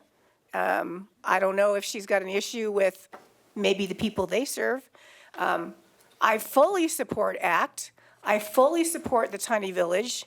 I fully support what they're trying to do to help house the homeless. And I want to see this project move forward. And I'm sorry for the accusations that are implied from this bench. Yeah. So, Councilmember Olson. yeah, can we just keep going? Yeah. Did you say the county brought forward the application, identified ACT, and we're just help facilitating the funds? Correct. Okay, I move to approve. Okay. Okay, Any- let me I just, second. Let's go. which That's- is fine, there's we a have a motion and a second. second, We're gonna but move on we to can the still vote. have council discussion because I there was call an for the allegation votes. made. I did not question Yeah. the integrity of ACT, ever. The point okay. was Multiple about the times you process. Let's go. All right. Would you call for the vote, Push Mayor? the button. Start voting. And City Attorney, the seen process at which by everything went through is One more vote? correct and One more vote And I can required? speak to this a little bit as well. Thank We you. had originally had a temporary or tentative agreement with the county for LAHSA to provide this funding. When LAHSA was not able to provide the funding, they poured it over, we poured it over at their request to this other pocket of money. However, it had to be applied for by a city government, and so we are merely a pass-through with the county who already had partnered with ACT and wanted to do this. got it. Okay, I just want to make sure nothing improper is taking place. All right, moving on to 6.8. I want to thank everyone for their comments on that. I appreciate the patience and the understanding of adding this in. I wanted to read a comment. I pulled this because at first I wanted to read a comment and give us a chance to have a little bit more discussion. I hope everyone had a chance to get the packet and look through it. But I received a message from Sky Young, our chair of the Human Rights Committee. And this is what she said, and she asked me to read this into the record tonight. Austin, I wish I could be there tonight so I could give public comment on the homeless item, but I'm unfortunately out of town. However, speaking for myself and as the HRAC chair, This item is definitely an emergency item, and I fully advocate the city take every action available to remedy this emergency facing the housing community and impel staff and the city council to use every tool at their disposal to adequately address the issue. It is my hope this item will be added back at the next meeting so I may comment in person. It is my belief this is an issue of community safety, not just for the unhoused, but for the citizens and visitors of our great city. Thank you. So that was our chairman of the Human Rights Committee. I think that was important, and she's watching, so hey there. She's out of town, but I think this is something, given the circumstances that had happened in the last couple of days, that we be responsive to it. In a perfect world, yes, we would have had this on the agenda and we would have had a little bit more time, but we're doing it now. We're taking action. Something that government gets accused of is that we're not responsive enough, and right now I feel like we are being responsive, but I am going to request that we bring it back at a further meeting when we have a little bit more information. This is a living document that we can adjust. However, the document we're adopting tonight, like Councilmember Betancourt said, is just mirroring what the state and other local agencies have done. So can we jump into council discussion? Yeah. Okay, so first, as just sort of to create a baseline, there are a lot, like you said, it was been noted, we did not draft this document, and there are a lot of references to Caltrans, to district hazmat coordinators, district landscape architects. There are various terms in here. Can we just, CHP, can you just walk us through what is being replaced with what and where?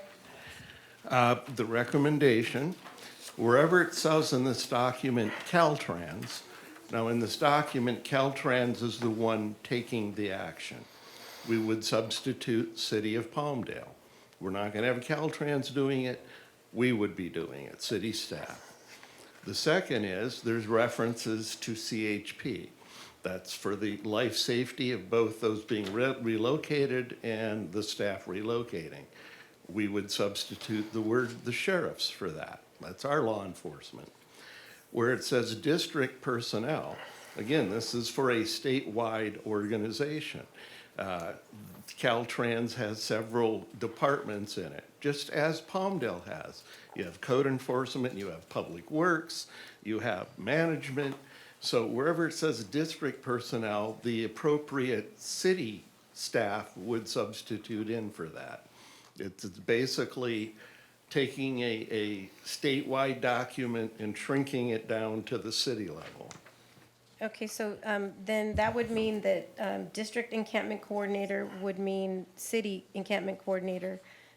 District hazmat coordinator would mean city hazmat coordinator, and district landscape architect would mean city landscape architect. Do we have those personnel positions? Those would all be at the direction of the city manager. City manager could either engage people, or you've got public works people or parks people that know landscaping.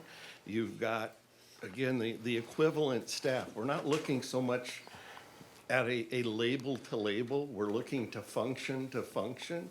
You have plenty of landscape experts on staff. You have code enforcement with a variety of both law enforcement and practical application. The city has the teams. If we vote on this tonight, when we bring it back, can we ratify it? Oh, yeah, Yes, again. 'cause- In this, if you don't want to do it, don't do it. This is a tool to respond to requests and issues that came from businesses and residents. We are trying to arm our staff with the same tools that the state and county have. If you don't want to arm them with them, don't. So- I mean, this is a matter of quality of life. It's up to you all. As I recall, we heard a matter and we updated our municipal code with reference to how we manage grocery carts that are found in the public right-of-way. And that municipal code section had provisions about property storage and whatnot, and we went through fairly meticulously about how we are going to manage property that's contained in the shopping cart when they're found and whatnot. This policy also contains provisions about storing personal property for 60 days, providing notices, what is this? It says, removal advisories, providing advance notice to vacate, I mean, do we have all, providing post notices to vacate at least 48 hours before and after? And then we've got to remove the property and maintain it. We've got to itemize it, label it, store it for 60 days. It says personal property shall be collected, labeled, and stored. And it has a whole listing of all the items that we would collect, including tents, I think that sunglasses. Rhonda has some of those answers.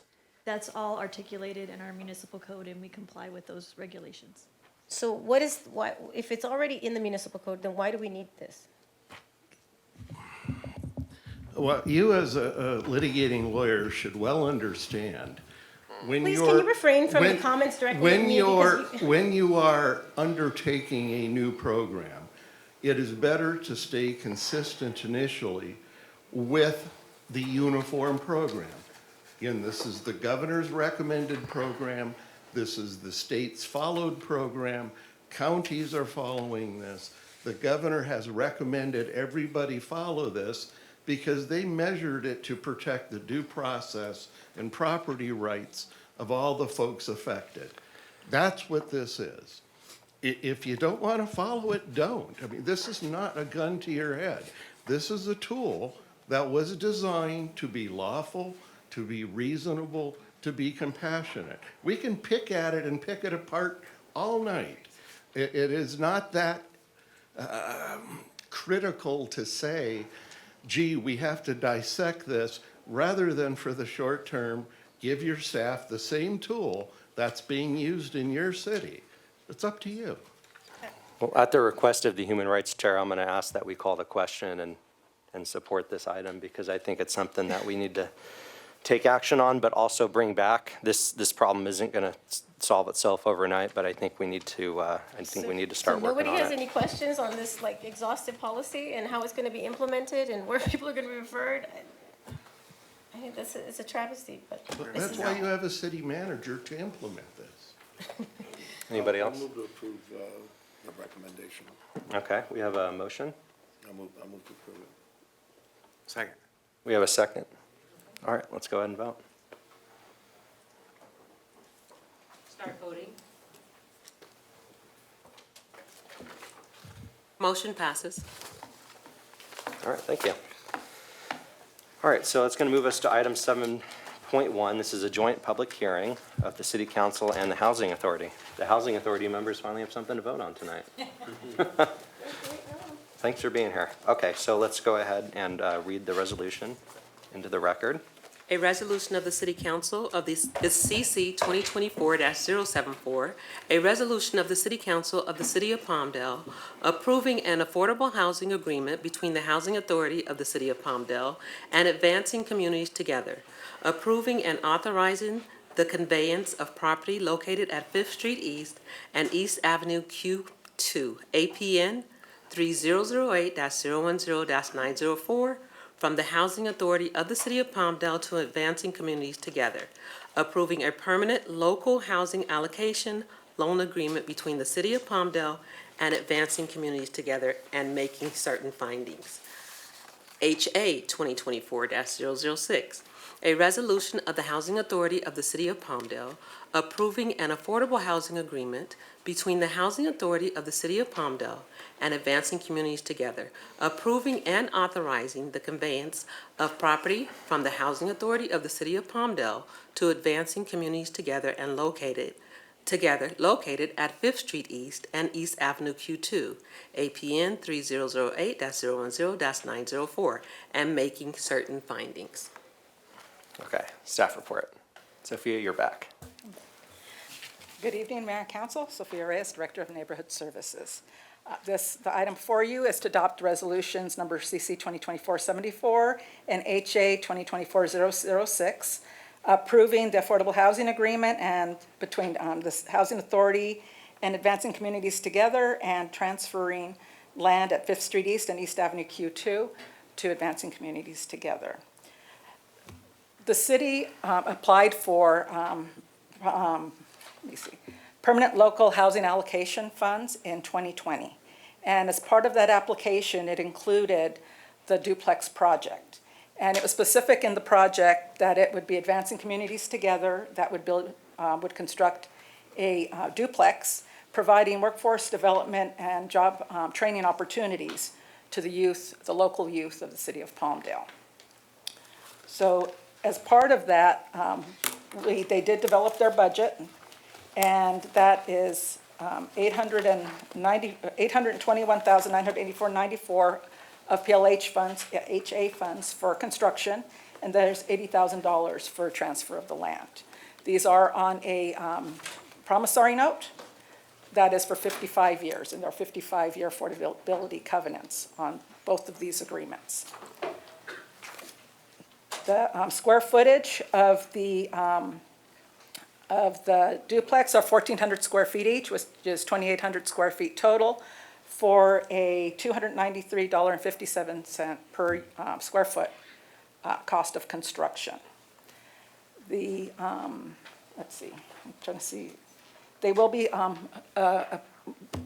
leasing in accordance with fair housing rules.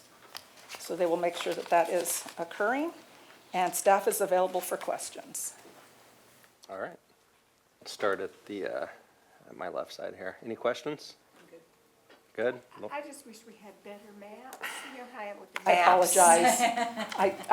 I realized that after it was posted, so I do apologize Is for this that. across from the Fin and Feather Club? This is at Q2 and 5th Street East in Focus Neighborhood 3. Okay. So, all right, I'll have to imagine it in my head. My apologies. Okay. It will be taken care of in the future. I've Thank notified you. my staff. Okay. Mayor Pro Tem Lowe? Yeah, I understand that act, which has been discussed tonight, has been in partnership with the city for a long time, has a good track record, and has been effective in bringing about projects to the city. I had a little bit of an issue that I brought up at the briefing regarding the amount of the cost of this project, but after consulting with you and with the city manager, I understand what is being brought here and the value of this. So how soon will this construction begin after we adopt it? We will, they do have to go through the pre-development and submit their plans, so that does take usually an average of 6 months. So it will take at least 6 months after it's signed and we've completed recording the documents to probably start construction. And it will take longer than the average construction project because it is a job development and training Right. project. And that's very valuable as well, the training. Yes, and it which is will a- also provide training after it is completed with teaching others maintenance and office skills that are required for property management, and also understanding, the compliance with the agreements that we have in Okay, the place. security on the loan, is that for the entire project or only for the land transfer? It's Is that the for the the entire deed of project? trust for the housing authority is for the land transfer. The deed of trust for the PLHA is for the cost of construction. Okay, and the trustor, that is to say the borrower is ACT? Is advancing communities together, yes. Okay. And what, is there an interest rate attached to these loans or? 0 interest rate. Zero interest rate, okay. All right, well, that facilitates something that we need in the city, and I guess it also counts towards our RENA? Yes, it does count towards our RENA, and the PLHA program, that is one of their requirements, is that what we, some of the activities that we propose do go towards our RENA project, and this will go towards our RENA. And for the public's sake, can you explain a little bit about what RENA is? And what's RENA required is of the us? regional housing, the Needs regional housing needs assessment? assessment. And the state of California and SCAG require us to meet that. And this is a planning number, and it's usually a very high number that they require that some of the houses that we, or residences that are constructed are for very low and for moderate and for low income households. So they want to keep track that we meet each of the housing categories so that we have workforce housing and so that we do help with affordable housing to those that are more challenged to meet market rate rents. Thank you very much. You're welcome. All right, and this comes out of the CBDG funding. No, this No? is the Where's it coming from? permanent local housing allocation, and these Okay. funds are from real estate transactions, and we receive a certain amount every year. They gave us, in the 5-year plan, they gave us an estimate, but we receive actually each year the actual, based on the actual transactions that happened in each of the years. Okay, perfect. So this is a good way to reinvest the money. Yes. Okay. They're allowing us to reinvest money in the community to do rehabilitation. Previously, we brought the single-family rehabilitation program before you to do down payment assistance and new construction. And the rehabilitation and the down payment assistance were lost to funding sources with the demise of redevelopment. So this is the state providing us with the ability to bring these type of activities back to our community. Perfect. That was my way of asking and showing that we're not just pulling this out of our general fund budget. Okay. Councilmember Olson? I'm good, thank you. All right. Guess that's me. Councilmember? And you know I have Yes. questions. Oh, yeah. We're ready. All right. So I had the opportunity to have quite an in-depth briefing with Sophia and our deputy city manager. So I posed a lot of these questions during that briefing, but I would like to flush them out a little bit further. So first, this project is going to be a duplex. It's going to be 2 units, two-story units, 3 Correct. bedrooms, 2 bath. Correct. At affordable housing levels. Correct. Those are hot commodities. Yes, they are. Right? There are people who have Section 8 vouchers who have been waiting for years for vacancies to open. So my question pertains to how we are going to, and the contract sets forth that the city is going to be very involved, particularly involved in the marketing plan for tenant recruitment and for tenant selection. So can you please just sort of share with me what the tenant selection plan is? They do have a tenant selection plan, which goes into detail about who may be able to rent, because there are affordability and income limit requirements. But it also talks about what they can do in, because there are laws about asking about criminal activity, making sure that they have the ability to pay, so there's a credit report. So it takes all the different steps that each, which is standard practice across all affordable housing and rental management companies, to identify having a stable household be able to come into the units. The marketing that we do help assist with is we do have an affordable housing list that the city provides whenever someone calls and says, you know, I'm looking for affordable housing. The city does provide a list of those who have covenants on their property that limit what the housing rents may be. They may have had funding from home, from tax credits, from CDBG, from housing asset funds, from redevelopment funds. So there are bonds. There are, it's a 2-page document that shows senior housing, multifamily housing. The residents are able to call the various owners or management companies to find out what the requirements are, if there's a waiting list, if they can get on the waiting list, so that they can rent those units. Okay, I'm not sure I understood all of that, because this is not senior housing or multifamily housing, but I guess my question is, because these are gonna be 2 beautiful units, right? 3-bedroom, brand newly built, constructed, 2-story units.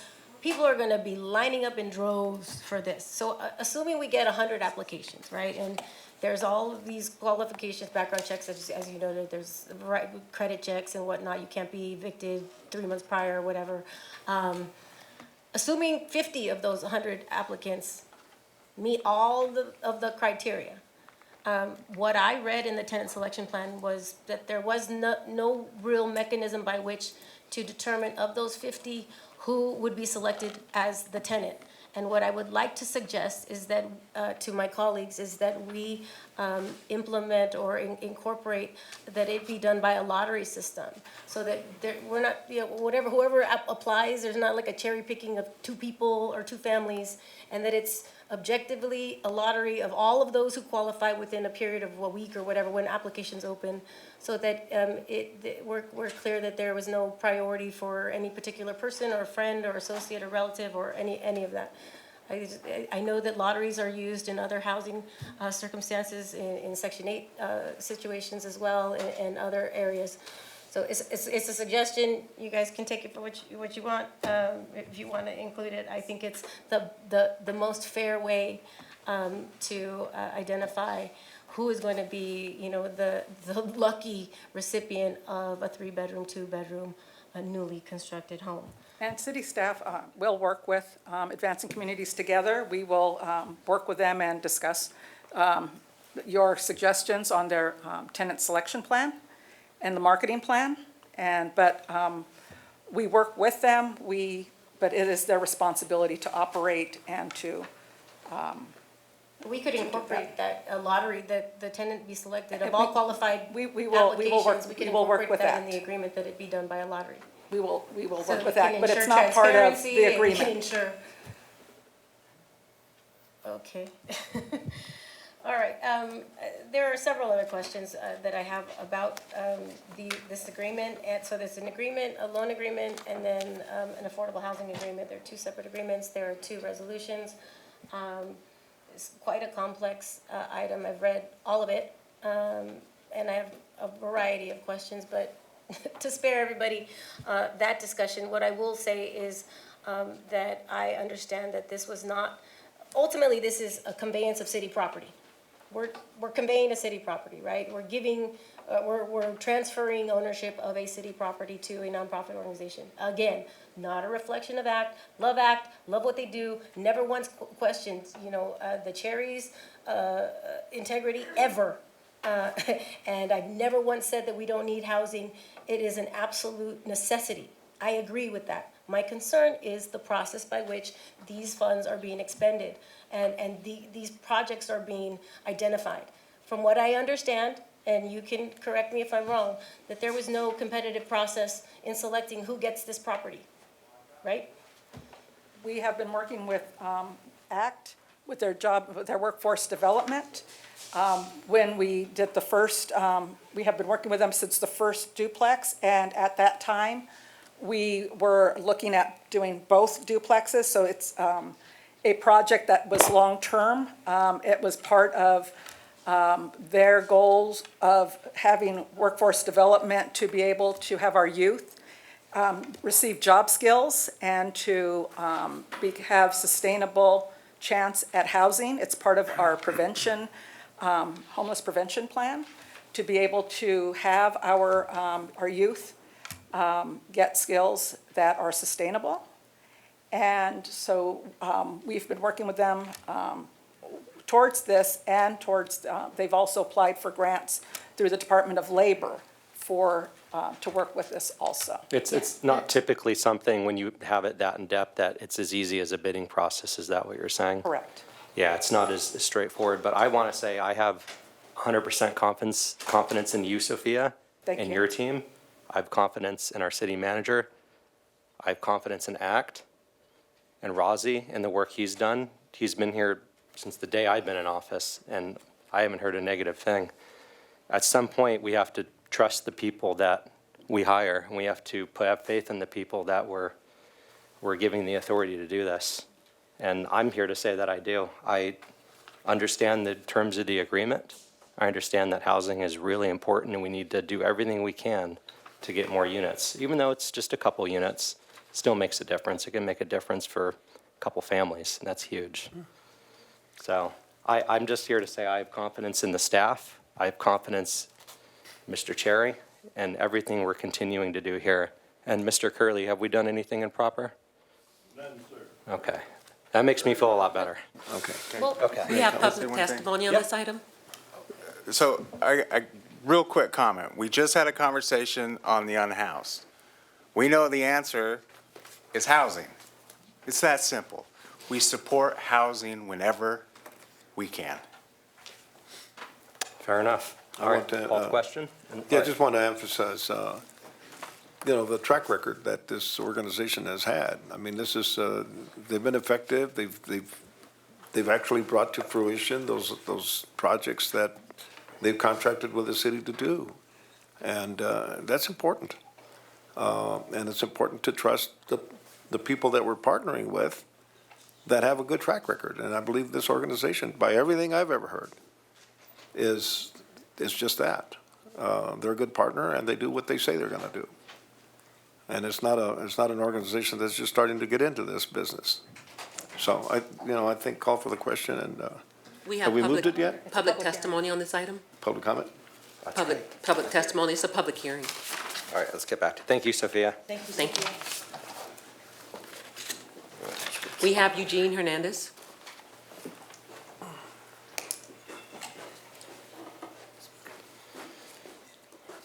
First of all, I think the council should censor Curley for his racist remarks toward Andrea, and a complaint should be sent to the bar for his unprofessional behavior. Secondly, I have severe concerns about advancing communities together, whether this is just an African-American organization that is just benefiting African-Americans, or whether they include Latinos. We're the majority here in Palmdale. I'd like to find out who are the Latinos in leadership positions in this organization? How many Latinos do they hire in their organization? What plan do they have for the Chicano Latino community? I just don't believe in giving them a huge governmental contract with any liability, any evidence that they are really concerned about us as Latinos. I have never heard any of their track record. So I would recommend not giving him this massive contract. Okay. Any other comments? Yes. Marcia. I wasn't going to say anything. So I believe that I have been coming to these council members sessions way too long. You need to ban me. So I'm all for the building for, housing for people to live. So I'm concerned with the location. So many decades ago, probably before most of you were out of short pants, that area that you're building was deemed to be the new transportation center for when the high-speed rail comes and the trains and the buses that go to Victorville or to Las Vegas. It's not going to be where it is now. It was going to be relocated down on 6th Street, more between Q and Palmdale Boulevard. And with the first phase of that, the area around it would start the transformation into small shops, apartments, and progressively move out as the years go by.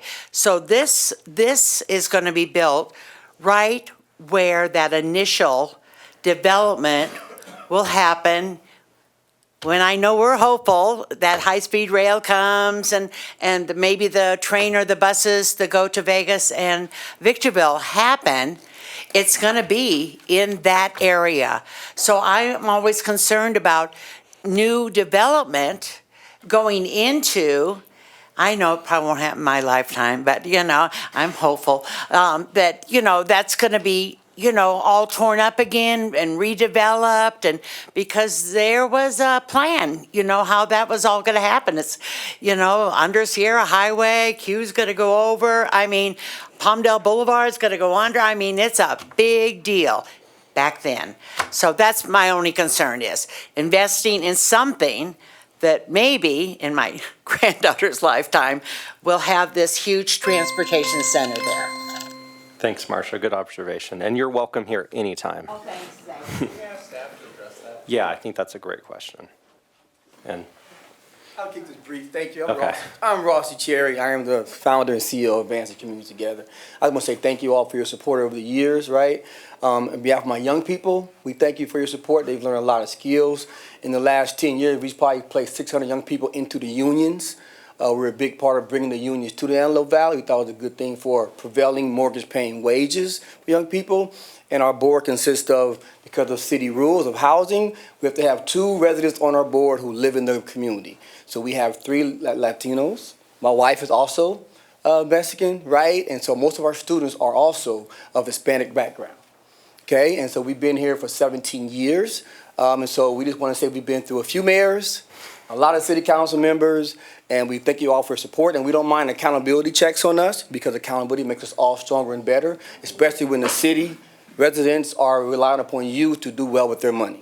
And so we thank you for that investment to our young people in our community. We're open to questions. As far as the lottery is concerned, I'm a little concerned about that, because we are a nonprofit or a needs-based organization. Our last tenants in the duplex actually built the duplex and lived there until she recently moved to a bigger house. And one before that lived there when we opened up also, and she passed away. So we've had consistency in tenants, and we try to make sure there's a need.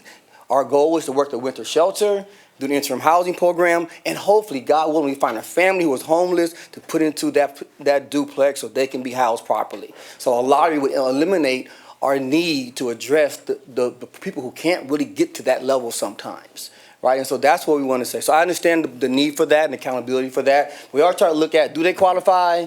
Do they have the income? Do they meet all those odd things? And then after that, we say, what would be the best for our community and our residents that we serve? So just for clarification, all of the applicants have to meet income qualifications, Correct. right? So what I was saying with the 100, and so the 100 are Yeah. all the people who apply, and then you vet them for income requirements Correct. and background checks and all these other things. And Right. so assuming that after all of those vetting mechanisms are Right. implemented, that say 50 qualified, of those 50 who are all income qualified, who are Right. all Right. background check cleared, who are all, credit check cleared, of those 50, then how do you? So Well, like I said, we'll work with you on that too, like Ms. Sophie said on that. But like I said, we try to look at the need, right? And who are we serving as a nonprofit organization? All the qualifications are equal. We look at who has the highest need. What's the highest problem sometimes of no rent history, right? Those kind of things come up into our ability also to look at our tenant selection plan. But we're open to ideas and suggestions. But I would please prefer not to be a lottery.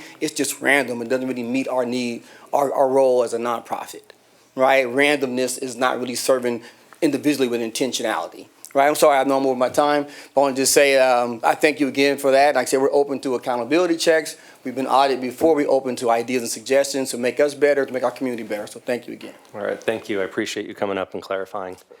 Do we have somebody from staff that could elaborate or talk about the location of it? I think Councilmember Olson had a question Yeah, I was about gonna say, that. Marcia, there's a 55-year covenant here, so that might expire just as time to get the train. Oh, Oh, we got an answer. Neighborhood house, it's right behind the neighborhood house. She wants to be kind of Saying don't It's hold the your same breath. area.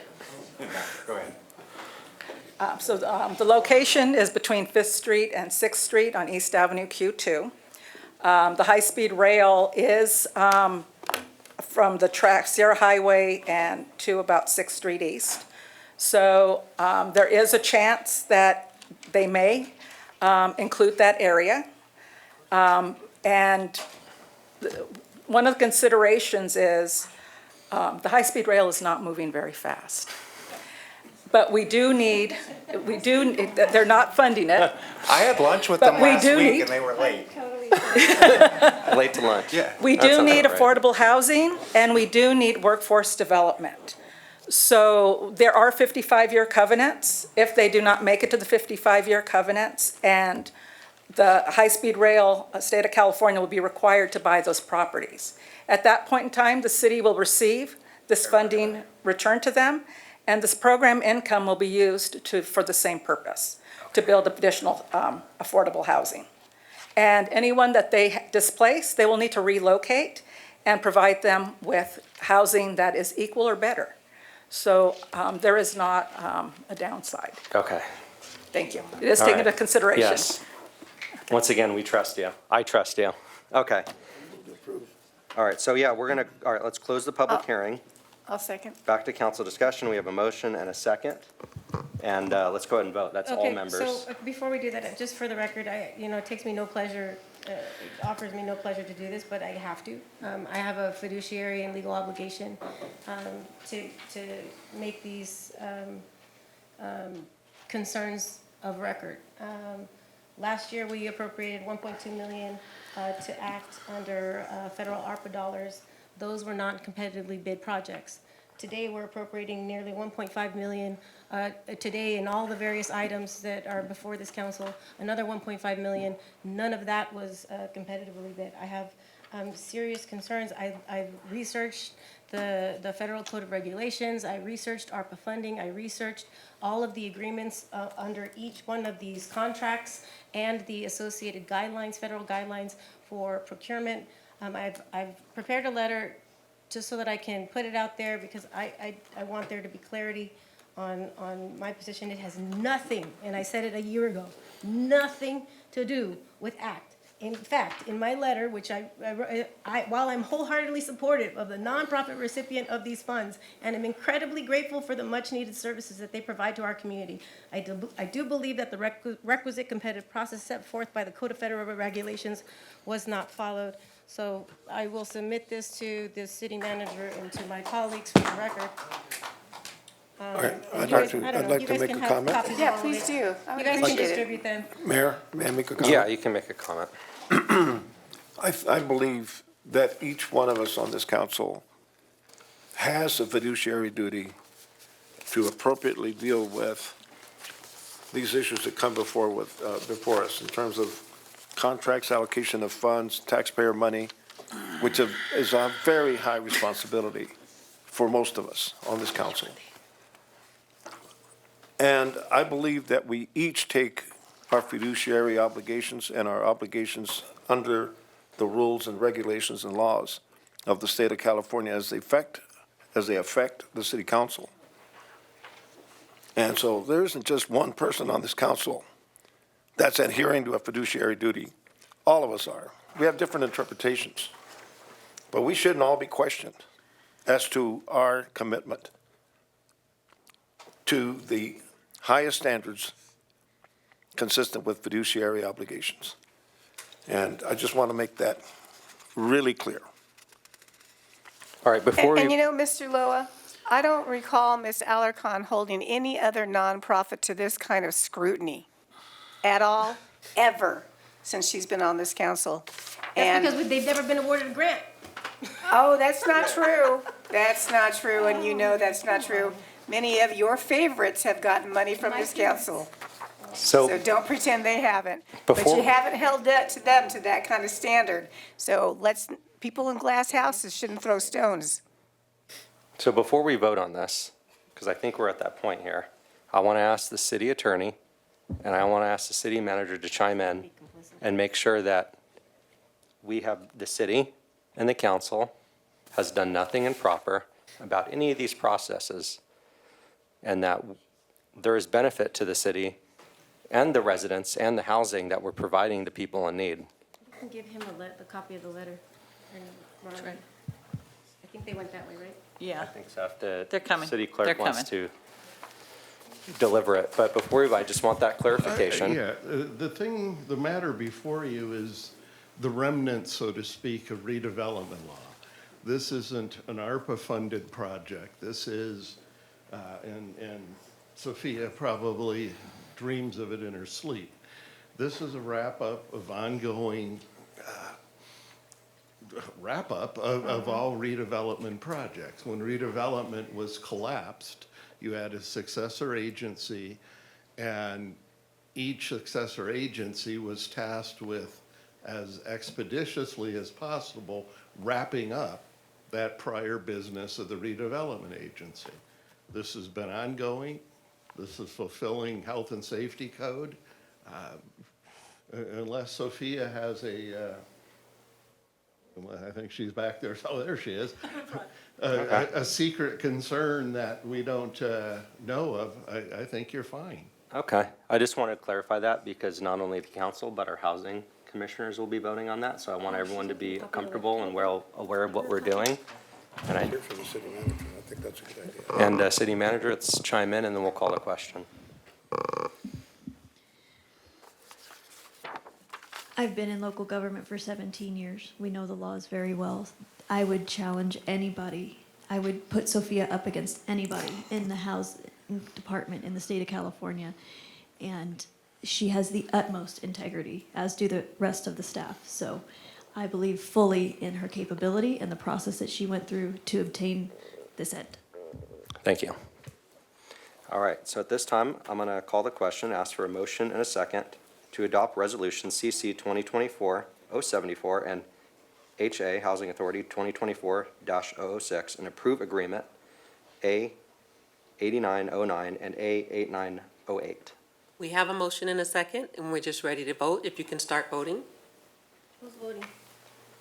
So So, a point of order, there are two items on this agenda, and, you know, Mr. City Attorney, you want to call me suspect, but I feel like every council meeting, I end up doing your job for you.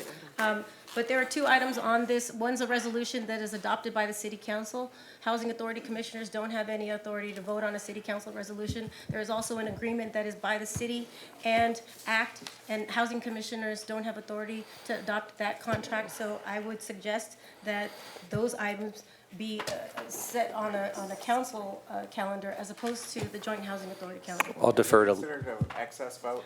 Well, again, the councilwoman doesn't understand the process. The city clerk specifies the order of calling it. If you want me to supplant the clerk, I'll be happy to. Clerk typically and has called in order what resolution to take action on. Clerk, if you don't want to, I'm happy to, but it has been your task throughout the whole thing, which apparently has been lost. It's essentially the same question when I raised it with the budget. When the Housing Authority Commissioners voted on the budget, I raised it time and time again, and then I got in writing an opinion from our city attorney saying that yes, they should be bifurcated issues, and the Housing Authority Commissioners should not vote on our budget.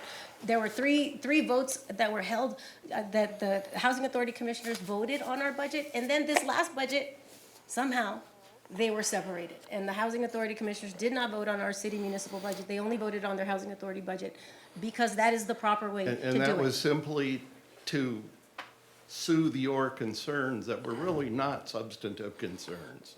You raise a lot of issues. You like to make noise about things that really aren't substantive. We try to respond then to accommodate. So if our legal counsel is saying we don't need to do it, City Clerk, is this proper the way we're handling this vote right now? Separate them out. We will I will. have no doubt. I will. Okay, just I will. to be safe. I'm going to let's- stop the vote right now. Okay, Okay, so I'm stopping the vote.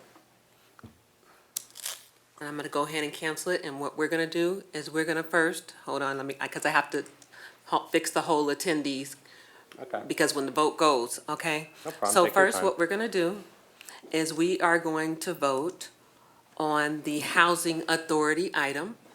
So let me go ahead and put that in first. All right, and that will be all 7 of us, right? That's gonna be all 7 of you guys.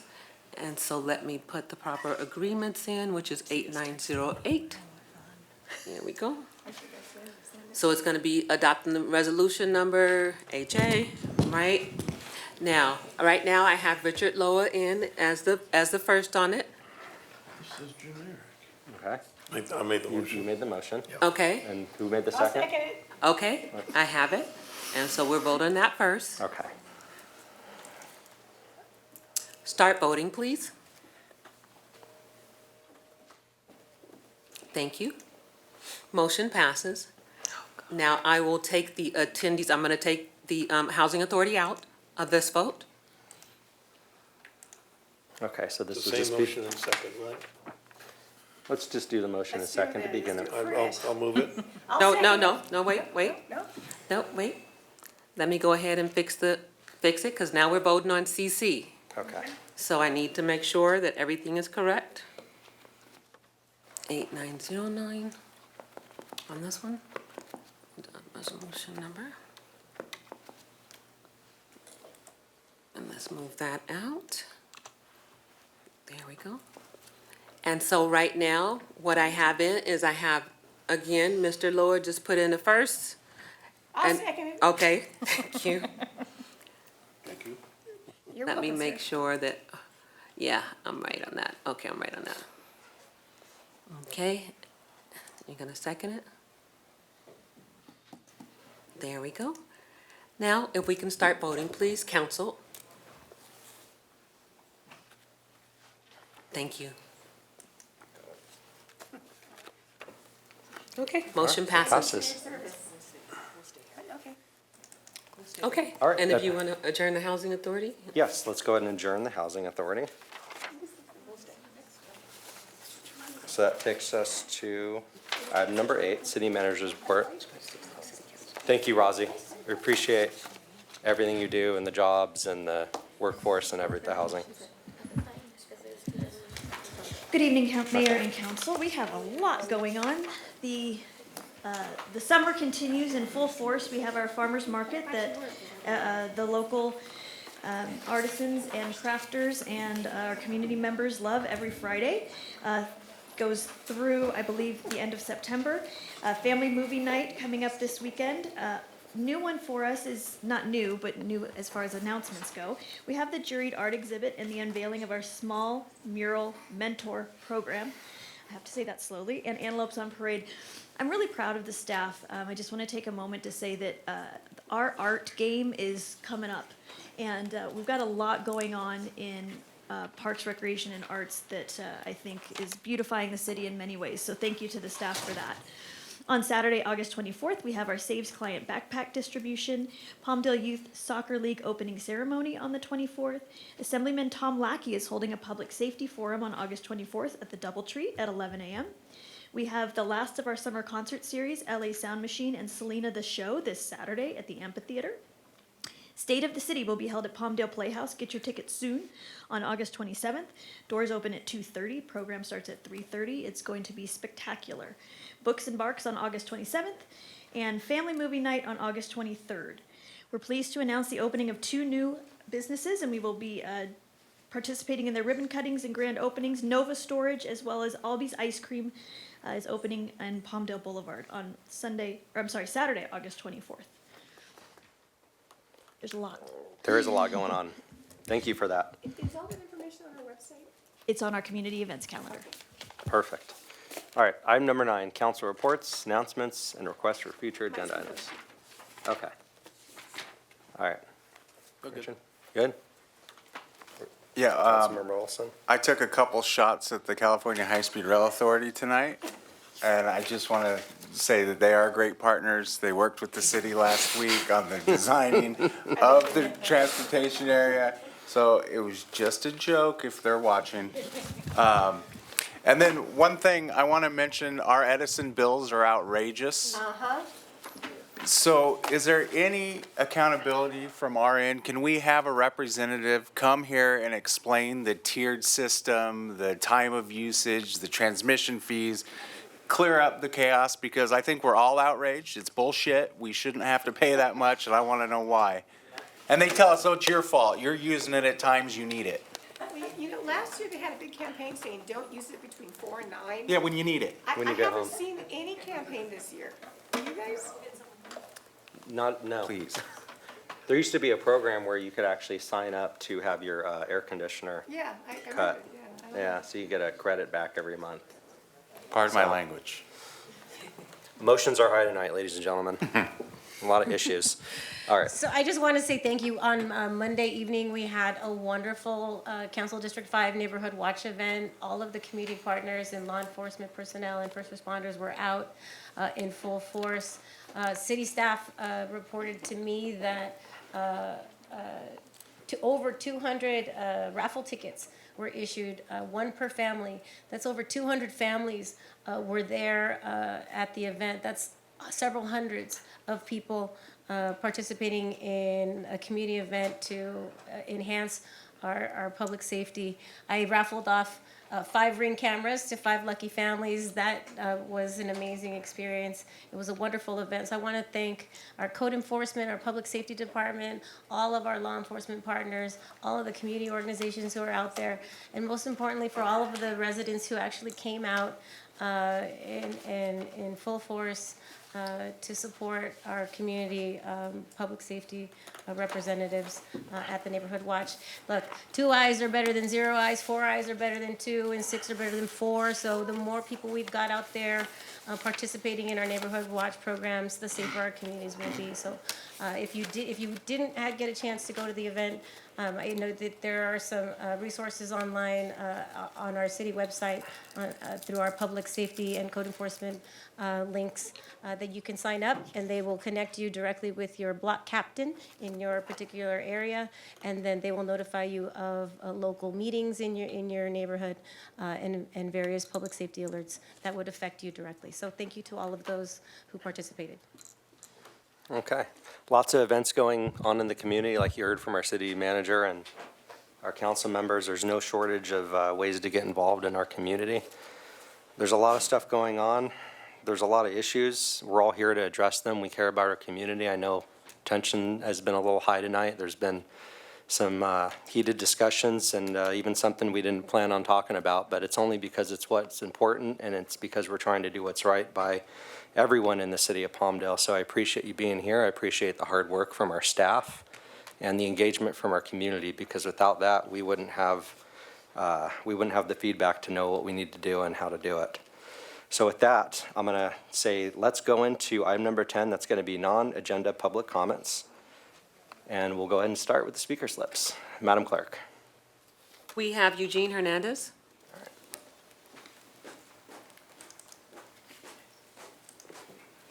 Eugene.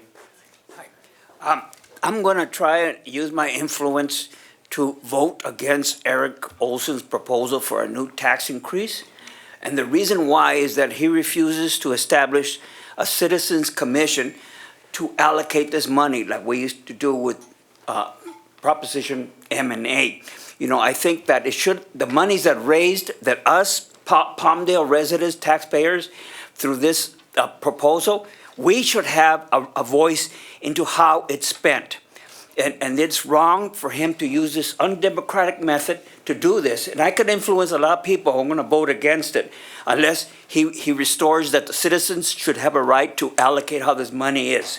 Second, I don't know if the city clerk is getting a little lazy, but frequently on the agenda you have appointments or reappointments of people with the Planning Commission or the Library Commission.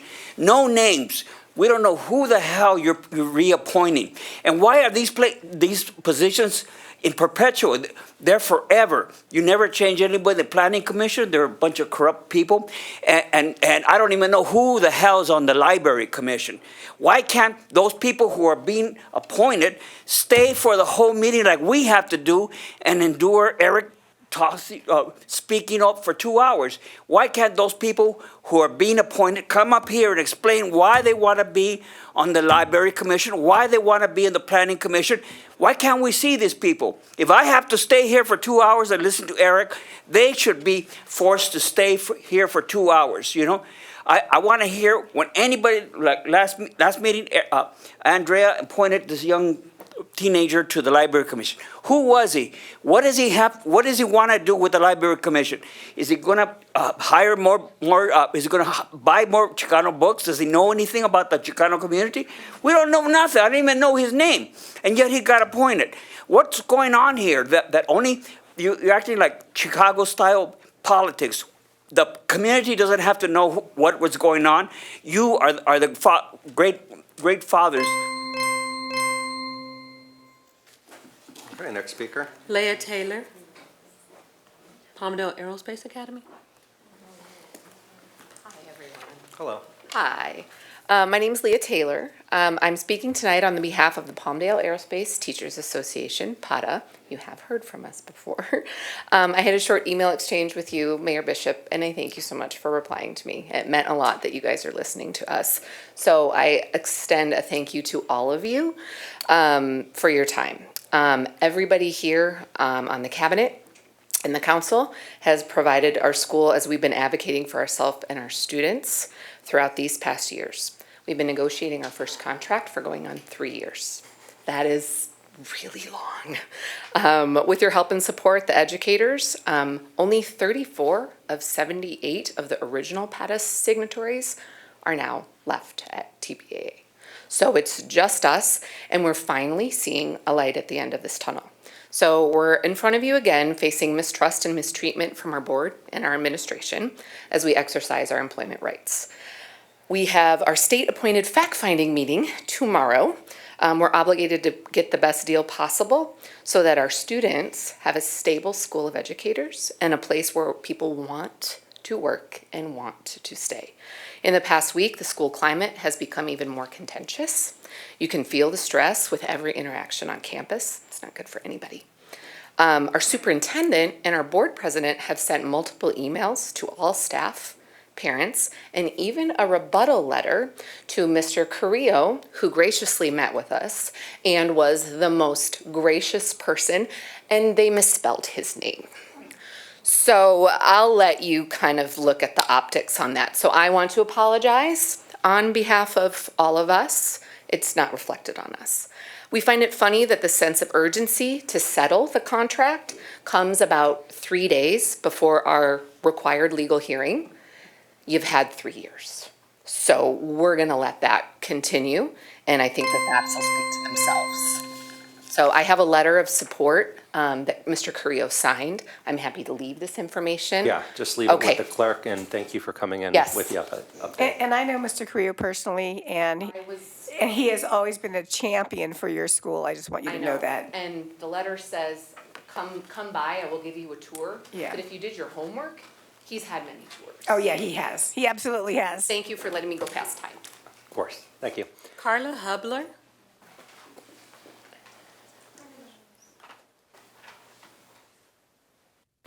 Good evening. Hello.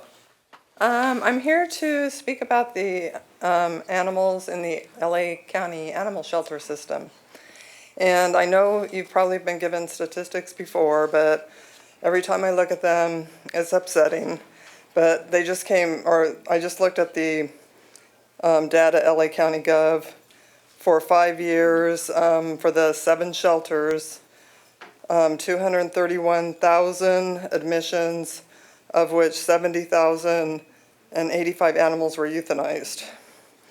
For Palmdale, and that was a rate of 30.89% for the euthanization rate for all the shelters. For Palmdale, for the 5 years, it was 38,175 animals in, and 14,537 euthanized, which was a rate of 40.78%. The Palmdale is way over any of the other shelters' euthanization rates. So I'm just here to submit I had to handwrite because I couldn't print. They wouldn't let me print it. So I hand wrote everything. And, hopefully look at it. But I also want the public to be aware. We are still advocating for more spay and neuter help from the city. I know it's the county that runs the shelters, the city contracts, but we do need help with spay and neuter education, enforcement, because I think that's what's fueling the crisis. And so I'm just going to leave these with you guys. All right, thank you. Leave them with the clerk, and we'll go through them. Thank you for coming in. And who wouldn't let you make copies? Oh, just of their graph. I couldn't copy it. I could. The animal shelter? Well, the data for LA County. Okay. I could do the Palmdale one, but when I did the whole county-wide, it wouldn't Okay, do I it, was so- just curious. So I wrote everything. Okay, Thank you. We'll take a look at those numbers. Renee Kimbrough.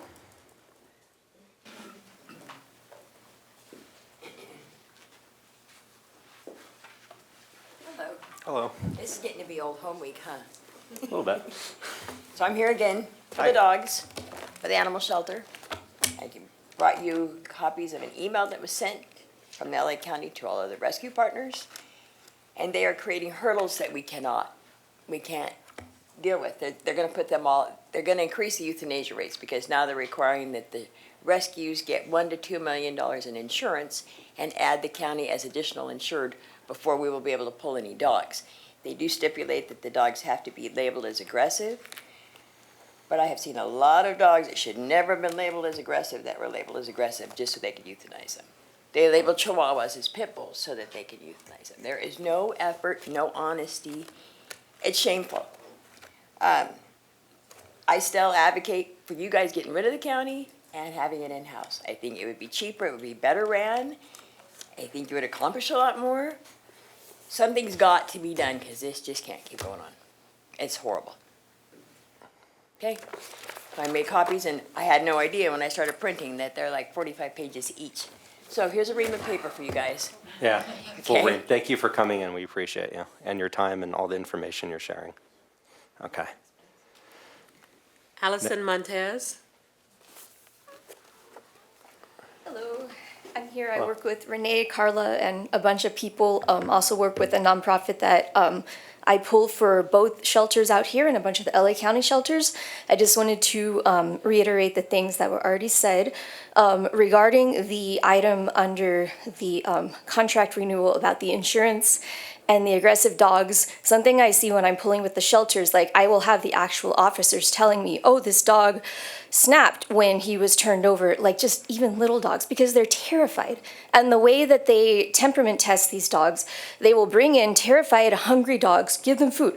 Okay, let's take it away right away. Oh, they snapped at us. Oh, they're aggressive. So then those dogs are being put in danger when they were just having a natural reaction, just like any person would also, you know, a starving person, terrified person that's been abused, been out on the streets, they're going to react in the same way. And that is something that I feel like should be changed when the contract is being renewed. It causes a lot of issues for the rescues and the nonprofits when, like Renee said, these things are put in the way. And sorry, I have a migraine, so I'm a little scattered today. Another thing I wanted to bring up is in Lake LA and Palmdale, even in my own neighborhood, I am seeing a lot of stray dogs running around in packs, single, even an unhoused person was in my yard with their off-leash Rottweiler the other day, which makes me very nervous. It was like 3 a.m. But that is an issue, and it's something that's causing a public safety hazard as well. Part of it is the lack of spay and neuter resources and education. Part of it is irresponsible people. Part of it is backyard breeding. But having these stray packs of dogs running around, or even single stray dogs that no one cares about, is a major issue, you know, for public safety, for the shelters when they're trying to deal with all of these problems. You know, if they aren't vaccinated, we're going to end up with like outbreaks of rabies. We're going to end up with a lot of bites. So that's something that I feel like should be addressed. So thank you for your time. Thank you. Christina Rivas. Christina Rivas. Hello. Good evening, council members. I just want to have a small reflection and update regarding the agenda item 6.8. So my family is still displaced from the fire that took my home on June 30th. And I want to mention that I'm also part of this homeless community that we are speaking of. And I do want to ask the council, where are you going to put us? And some of the services that you guys are speaking of are out of grants, out of money. And that's part of the reason why they can't place the 6-7 people that I have in my family. Moving on, because I do have other things I want to address, if you don't mind. The amphitheater events that we did talk about, I did put in a few calls into the regional management for Park and Rec, along with the city manager and the mayor's office. So I'm still pending a response from you guys as well in response to how we are going to better secure the North 012 area from damaging the part of that area which is in front of my house, and prevent any other people, either whether they're loitering, whether they're parking in my spot where my burnt house is located, and so on and forth. There's no security and there's no patrolling. And again, I've been personally in contact with Doug and Mr. Kevin. More importantly, I would like to, I'm also pending a response from the city manager in regards to a detailed response regarding a statement that was made at the last meeting, stating that the support that has been provided to me and my family to date, I'm still waiting for that meticulous detailed report. And if you go ahead and provide that, because the county office is waiting for that, because they're looking for the transparency and more effective file on my case as far as what has happened and how you guys have assisted me to date. Also, the Safe and Sane Firework Ordinance, I want to know what the protocols are in place to secure any resident that lives in the city of Palmdale or even outside of those boundaries. What are they doing when a family is affected by these fireworks that the city is receiving revenue for, and how they are going to assist the people that are affected by that and displaced. I look forward to hearing from you. Thank you for your time. All right, thank you. Anessa Rivas.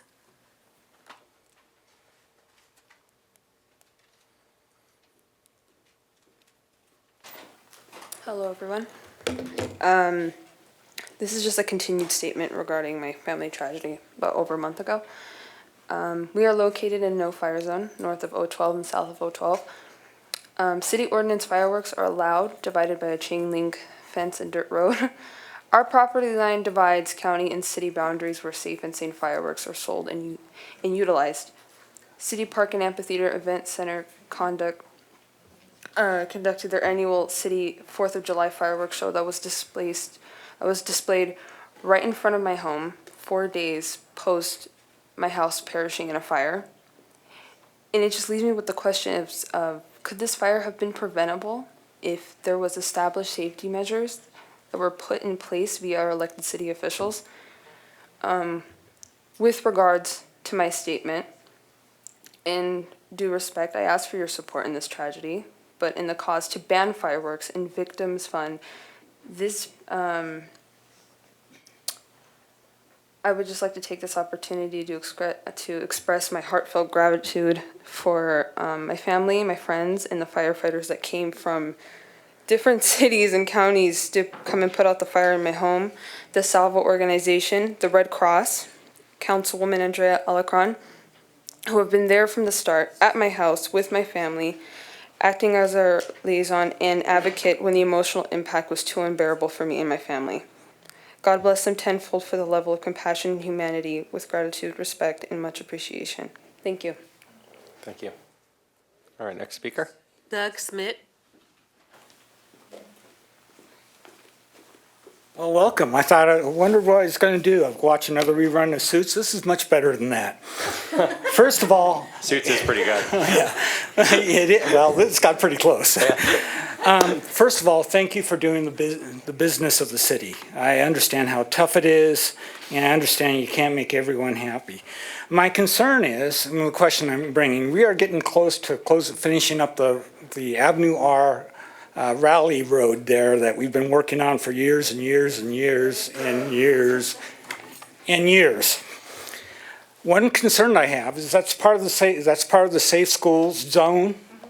And part of the problem is when you put the lines on the sides of the streets, cars park inside those lines. So being a bicyclist, what happens is people park in those zones, bikes have to go out into traffic, and people open doors. It's called dooring. Okay? To put a protected lane in there where cars can't get into that new parking zone in front of Palmdale High School, in front of the other schools, would greatly alleviate that. The other thing would be stringent in law enforcement on that. And now I have a few seconds off topic. You guys are doing great as far as cleaning up the cities. One of the things that we should focus on is the lawn cars. People are moving their cars from the streets onto their lawns and let's try getting rid of those. Those cars have been sitting around for years and years and years. Thank you once again. Take a deep breath, everybody.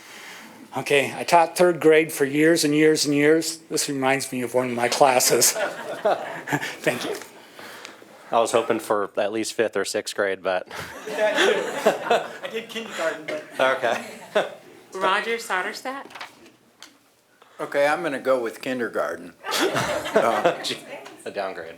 I wonder if there's any way we could get more puppy pictures at the beginning of the council meetings. As much as I like the discussions between Ms. Alarcon and Mr. Curley, they're quite entertaining, but I love the puppy pictures. And it might actually help with adoptions.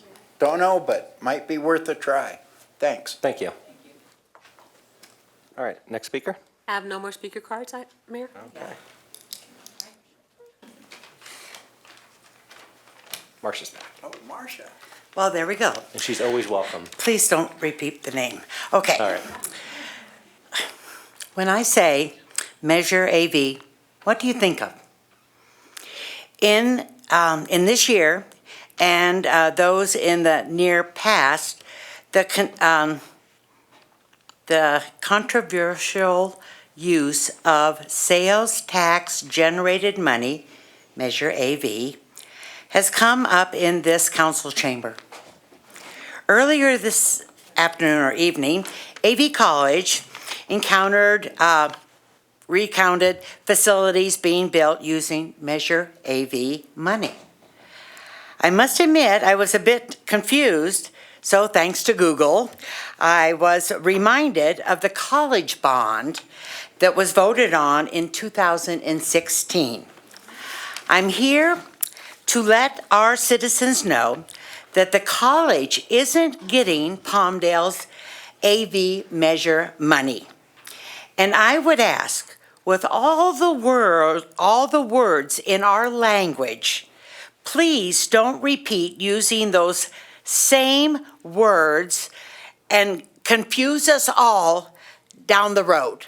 So if you Google AV, Measure AV, you're either going to get our Measure AV, and the next one down is going to be the college. Same title for both of them. So I was confused.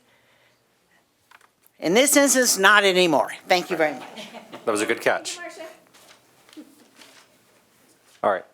Any other? No further comments. Nothing? Okay. All right. So I guess with that, it takes us to the adjournment. So I want to thank everyone for coming tonight. We're going to go ahead and adjourn the meeting. Our next meeting is going to be August 27th. Can you do the adjournments for the memory Oh, of the yes. firefighter? And Let's do that before I forget. Before I adjourn, we're going to adjourn in the memory of Danny Bizzell, Army veteran, Air Force employee, and Dustin Roberto, firefighter, paramedic for Station 93. And don't forget to wish the city a happy birthday, sir.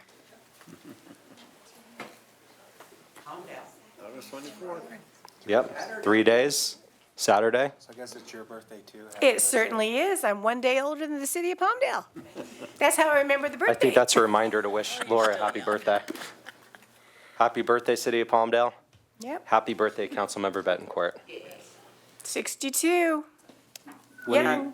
Would anybody like to say anything in memory of Danny Bizzell or Dustin Roberto? You know, these are people that gave their lives to support our community and make sure that our city is a great city. And it's a great loss for both of them are a great loss to our community. And our hearts are heavy for their families. And if we can do anything to support them in any way, I hope they reach out to us and let us know what we can do to help soften the blow. Because I know that they're aching and their coworkers are aching, and we're here for them. Yeah, it's been a difficult few weeks losing these leaders of our community and people who actually, contributed above and beyond the normal call of duty. I just want to comment that Danny was a leader in the Civ Mill organization, the civilian military organization, Plant 42. He facilitated breakfasts that we would join Danny and U.S. Air Force personnel, people from Plant 42, to continue our dialogue with those institutions and the benefit that we obtain from those organizations and the benefits that they get from the city and what we get from them as well. Danny was a leader. He was also part of the Palmdale Boosters at one point.